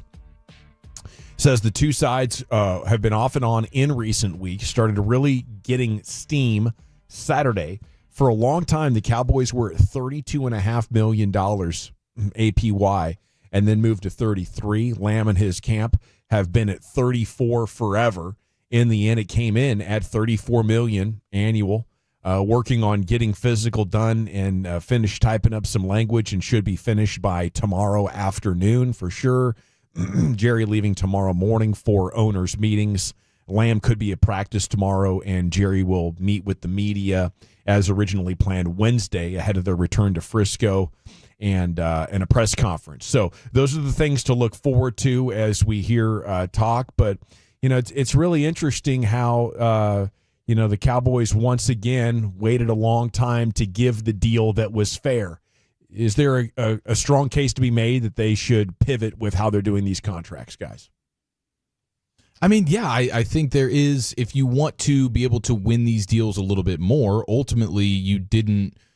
The way you won this deal was by not letting him reset the market, but you didn't win the deal in the sense that you're still paying him very, very close to it, and he got exactly what he wanted, which is totally fine in a nutshell with this player. Like, how good he is, and that's all fantastic. But if you want a chance to actually win the deals, then at some point you do have to show some level of backbone in these scenarios to set a precedent of the way you do it, because your track record is, if you're a star player, just wait. It doesn't matter if you get hurt. It doesn't matter really anything. If you just wait long enough, the Cowboys are always in a mode where, because they never want to tear it down. This is part of the reason why that hurts them, because they're always trying to, hey, we think we can make the playoffs right now. My gosh, if we don't have Zeke this year, we're not going to be able to make the playoffs. If we don't have CeeDee Lamb, we're not going to be able to make the playoffs. And so ultimately they acquiesce to the player because they want the player. I could see the draw the line player being Dak.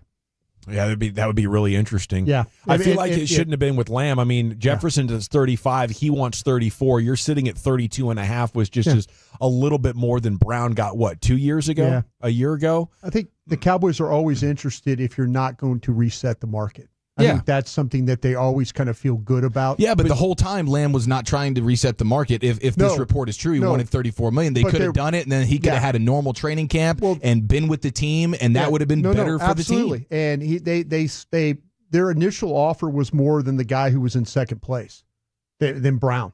That their offer was better than okay, fine, we're not going to. Lamb probably knows I'm not getting 35. Yeah. But okay, we're going to make you the second highest paid guy at 32.5. And to CeeDee's agent and his credit, they sat there and said, okay, yeah, we're going to be, we're comfortable with being the second one, but we want to be closer to the first than we are to the guy who's about to be third. And if the Cowboys had a track record of not always playing nicely here, the CeeDee Lamb and company might have just taken the 32.5 and been thankful for it. But because of the track record, it's like, no, we'll wait another 4 weeks. I'll skip training camp, which is not good for the team. You can't say it's good. We'll see. It may not be a big deal, but it's not good for the team. No. And then, that's it. I know I'm going to get what I want. I mean, there's no doubt he deserves the second most at the very least. Agreed. The numbers from the last 2 years, number 1 in receptions, number 2 in receiving yards after the catch, receiving touchdowns, receptions of 15-plus yards, 88 of them over the last 2 years, and 118.4 passer rating when targeted. Counting numbers, efficiency numbers, touchdowns, there's no doubt about it. He is the second best wide receiver. So it was a matter of where do you want to, be closer to, and I think the Cowboys, fought for $1.5 million. They kept their best player out of training camp for a month. Yeah, probably worth it. Yeah, to be honest with you, if I were the Cowboys, I would have sat there and waited till the week of the first game. I mean, I would have waited and see. I would have seen what his resolve is. Even if you on principle, you're sitting there thinking like, okay, you want to get everybody in, you want to give your team the best chance. But if they really wanted to change some opinions about them and the way they negotiate, I would have taken this thing to the final minute of week 1. I think that's what they need to do. Listen, we're just offering you 32-5. But Lamb's not the player to do that with. The player to do that with is the guy who's like the 12th best at his position, but wants to set the market. But they've got, as you mentioned, though, they've got to find a way to kind of keep him out of this rut of people holding to the last minute on him because they know that they're going to cave in on that. Me personally, if the Cowboys really wanted to send a message and see what the resolve was with Lamb, would he really be willing to make game checks? Yeah. And the answer to me, I don't think he would have. No. That's where hey, good for the Cowboys getting it done. I would have gambled. If you play that game super hard, though, eventually you're going to get a bad name and a bad reputation. Right? Of holding that? Oh, you have to take this amount because you're not going to miss a game check. I mean, why offer 32.5 if you want to negotiate like that? Offer 30. What's better, to be a tough negotiator or one that caves? You want to be a tough negotiator for sure. There we go. Yeah. That's how I look at it. I mean, but it's not fair. It's not fair to ask him to take A.J. Brown money, is it? Yeah, I do. It's fair that I'm going to pay you $500,000 more. I don't look at the contracts. I don't look at all the numbers and stuff. I mean, there's smarter people than that. But everything that he got, the guarantees and all that stuff like that, is far more than what Brown got, far more than what St. Brown got, far more than anybody else has got. They negotiated they negotiated and Lamb got what he wanted. But if you're going to be an organization that's going to change the narrative about you as negotiators, I can see drawing the line. I could say, okay, how far are you willing to take this?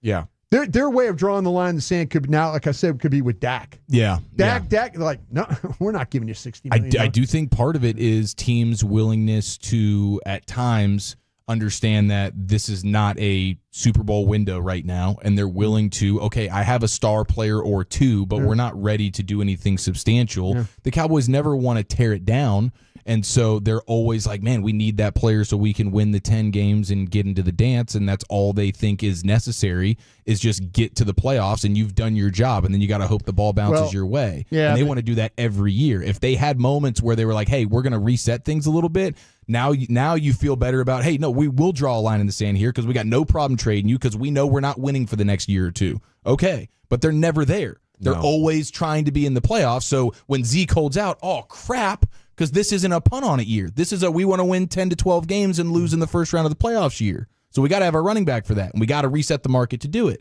or pay him just whatever he wants. Yeah, it might not be good for the head coach, though, just getting into the playoffs. That might not be good for him. Well, don't tell him that. Did you see his latest quote from John Machota that he just tweeted out? No. I don't know if McCarthy's talking right now. Yeah, he did at 3:00. He had a conference call today with everybody. Okay. What did he say? He was answering a question about playing well in December and January. And McCarthy is saying, quote, we keep talking about playoffs and things like that, but I don't know when the hell it became easy to win 12 games in a season. Yeah. So we really got to get back to winning week in and week out. Yeah, see, that's what I think the mindset of the front office and the coaching staff is, that they want to focus on that, hey, things are going well. We've won 12 games 3 years in a row. We're making the playoffs. I think it's going the way that Joneses want it. They feel like they're getting unlucky. Why do they don't extend the guy? If they're interested in just winning 10 or 12 games every year, why don't they extend the head coach? More spice, more talking points, and exactly what Jerry wants. A little bit more pressure on everybody. That Jerry wants all that right now. Yeah. I wish, I wish this was the kind of team that would want to shake things up. We're about 45 minutes away now from CY joining us. The Rangers GM will tell us about what he's hoping to see from the team. They have a night off tonight, resume tomorrow against the White Sox, right? Yes. Yeah. Okay, coming up next here, it's time for Krusty's Corner. Brian, what's in store? Yeah, I'm going to give you some information about these cuts. I'm going to try and do this 53-man roster and see how close I can get. We'll do that next. Window Nation.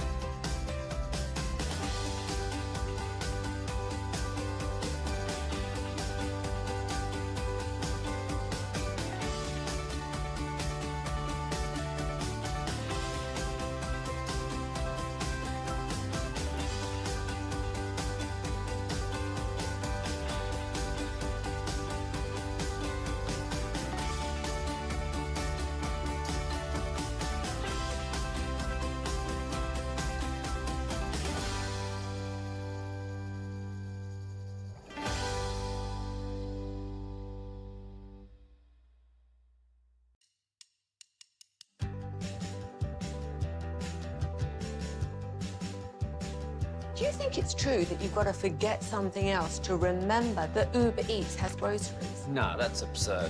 Hey, remember when you used to be a, what was it, Pepper Lady? Pepper Lady? Wasn't it Cinnamon Sisters? Basil Babes. Saffron Squad? Nutmeg Maidens? Paprika? No. Nutmeg Maidens. I just said that. Was it Spice Girls? Doesn't sound right. Was it Saffron Squad?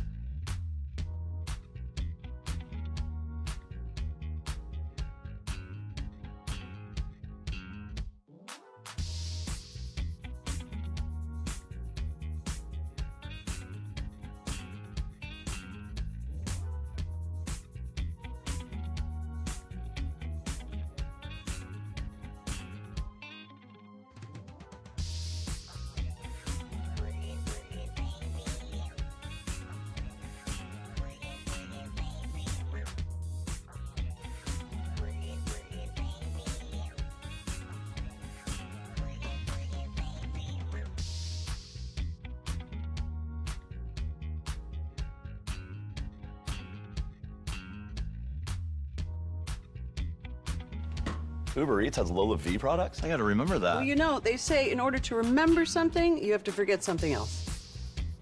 Okay, now that is a very cute haircut. That's like a little Classic Chevrolet in Grapevine. They are the #1 Chevy dealer in the world with more Silverados than anyone else. Go see them today or visit ClassicChevrolet.com.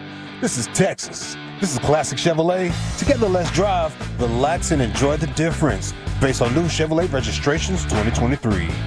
Yes, sir. Thank you, Lucius. G-Bag Nation here on 105.3 The Fan. It's another big day in the NFL, and here's Broadus with Krusty's Corner. Thank you very much, General. Appreciate that. We got a cut-down day tomorrow, or roster reduction, whatever you want to call it. I always kind of go back and forth on that. I know there's some names out there already. Some of the names I think right now that we haven't seen, my experience is we've always tried to trade those guys, see if there's any interest. Maybe there's some roster gymnastics they can do. There's a lot more creativity now with when you look at vested veterans and what you can do and how, you can cut them and bring them back and all those things. So those guys over there always kind of figure those things out. They're pretty good at doing that. I was going to, in the crosstalk, what'd you guys think of Trey Lance, though, the other day? With the way his game and how it played out. Well, I thought once again he can be really exciting and productive, but the decision making, I was surprised how many of those picks were just like thrown right to a guy, and I just wondered is he seeing things right? Yeah, it's hard to imagine that he is. Even when he completes a pass, sometimes you're like, how late were you on that thing? That was a 10-yard play that could have been a 25-yard play had you just gotten rid of the ball quicker because the guy's been open this whole time. Yeah, I think the thing with Trey is that he always doesn't see the field particularly well. And I think when he has to, the longer he holds the ball, the harder it is for him to make that throw or to see where he needs to throw that ball. I do believe just watching him play, I think there's a lot of talent there. No question about it. I think his throwing motion, they're probably going to need to work on that. It seems to be a little long at times. Maybe the ball comes out of his hands a little later. They could tighten him up a little bit. I think they're going to work on that. Try and get him to be a little bit, a little bit more with a tighter throwing motion to make that, maybe get the ball out of his hand a little quicker. I do believe he has a problem with grip strength because I watch him pat the ball and it's like they're trying to reset. He's trying to reset it in his hand, and that caused him to be late on some of his stuff. So I mentioned the interception he threw on that sprint right option.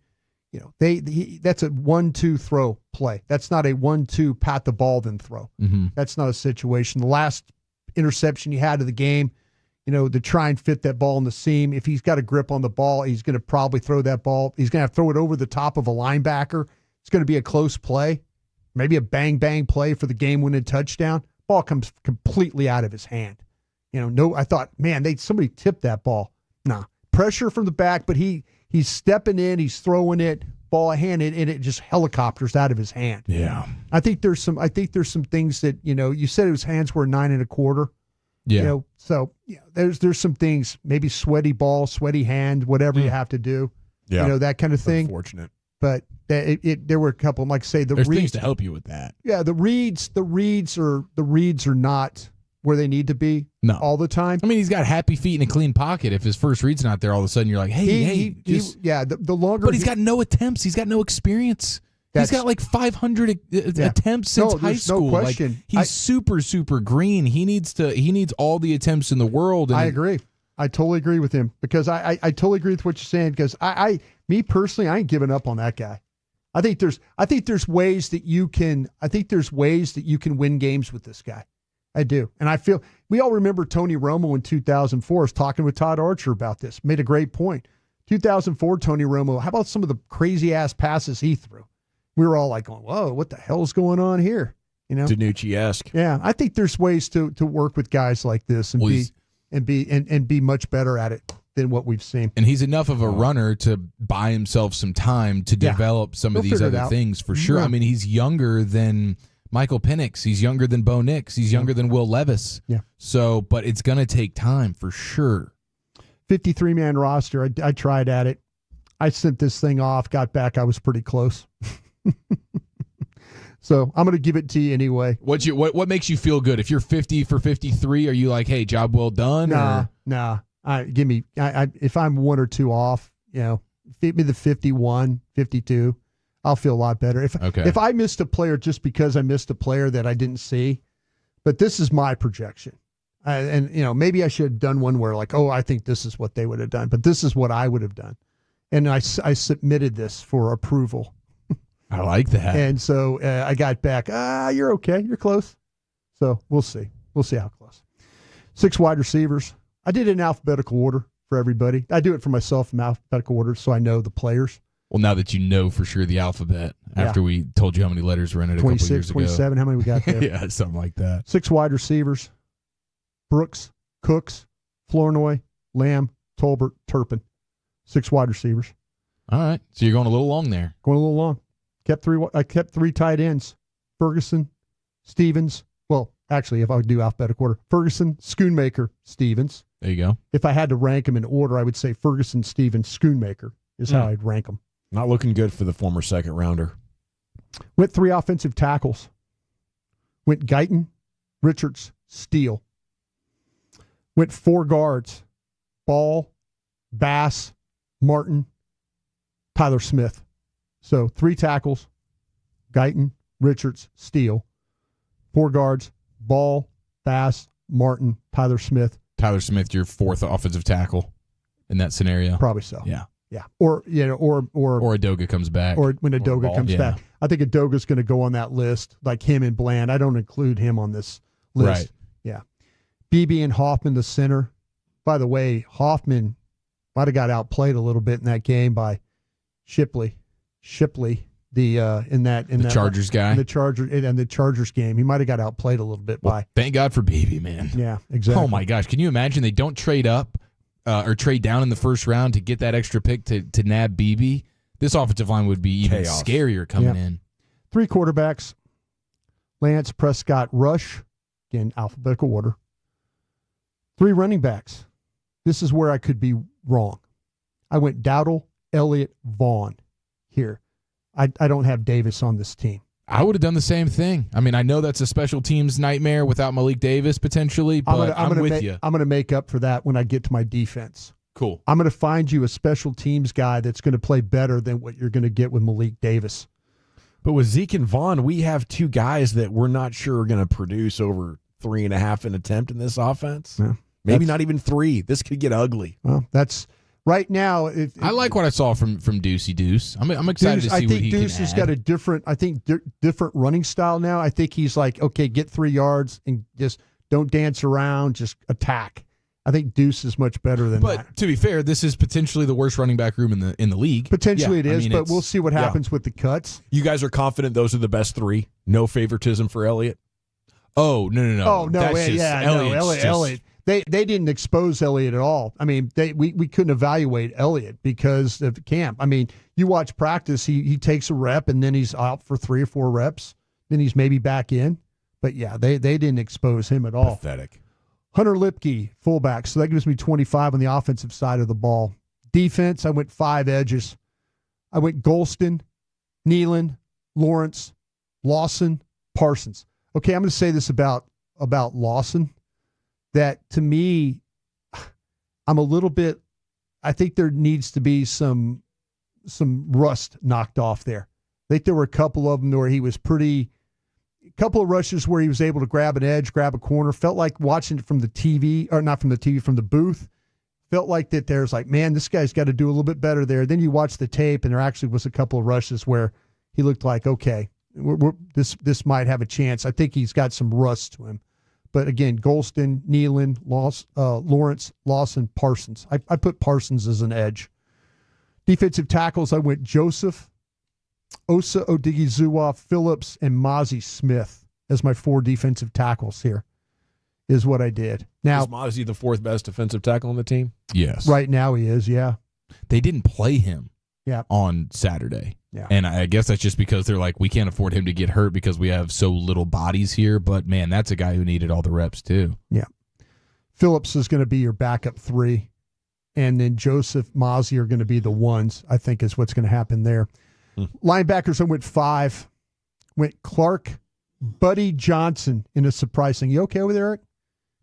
I'm doing all right. You spitting up over there? What's going on? A little phlegm. I got a little phlegm. Oh, okay. I want to make sure you're okay. I'm okay. I appreciate that. Yeah, I'm doing all right. If there's something we could do to help you, let us know. Water or anything? All right, we good? Some tea? Yeah, okay. maybe some tea. Yeah. Whatever you got back there. Tacos, pizza. You got a cheeseburger over there? Yeah. I'm just making sure you're okay. I was worried about you. You just kind of went down there. Thank you. Yeah, no, I'm hacking up a little bit. It's been bad. Gotcha. Clark, Buddy Johnson. How about that one, boys? Hey, he's shown up. Good for him. Buddy Johnson can cover some ground, really run. Good tackler. Can avoid some blocks. Yep. Got some size to him. He can whoop a lot of ass. Kendricks, Leofau, Overshown. Brad Sham keeps telling me, he's like, Brian, something's not really right about Overshown in that hip. So keep an eye on that going into the Cleveland week. How healthy is really Overshown. Might have to go a little long at linebacker. I might be wrong about that spot.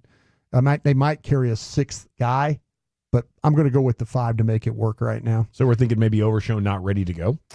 There's a chance. Maybe with that hit pointer. I know Brad was saying that the other night. Brad was very adamant about that in the pregame show and the postgame show. And I don't think Brad Sham just throws stuff up against the wall to hope it sticks.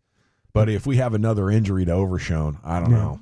Well, he's got a hit pointer right now, and I think he'll be okay. But right now, he's dealing with a little soreness there. Quarterbacks: Booth, Carson, Diggs, Lewis, McQuamu. I went 5. Don't think they're going to carry any more with that. But they said they're not going to look outside. I believe them on that. I think they're probably feeling pretty good about the guys they got. Safeties. This is where I went a little different. I went Bell, Hooker, Thomas, Wilson. I added Wood, the rookie from East Carolina. That is going to be my special teams guy for Davis as the running back. There you go. That's how I'm going to figure out. I'm going to go with the extra safety. Probably could go with the extra linebacker there, but Wood's earned it. Wood has earned it. So I'm going to go with him as my special teams guy and my 5th safety. They've got 4 good ones right there, so we'll see how that all plays out. Specialist: Anger, Aubrey, Goodwin, the corner. I put him as a specialist, and then Sieg, the center. That's 28, so that gives me my 53 players. So the last players I felt like were Flournoy, Vaughn, Buddy Johnson, and Wood. Davis being off on my list. We'll see if that plays out. That's tomorrow at 3 o'clock. Thank you very much, Brian. Thank you. Krusty's Corner every afternoon, 3:40. Jerry Jones got loose with a sit-down with Clarence Hill. We'll give you some of the top quotes there. How does the Deron Bland injury change what is possible for this Cowboys team? And then we have the Chris Young Show coming up at 4:20 here in the Nation. I mean, of course you have. It's the Rachel. Oh, is that your name? No, I mean, like, your name. No, I'm Jen. My name's Jen. Right, but I just mean, like, this is your haircut. But that's hair on your head. I'm not saying this is your hair. Okay, freaking me out a little bit.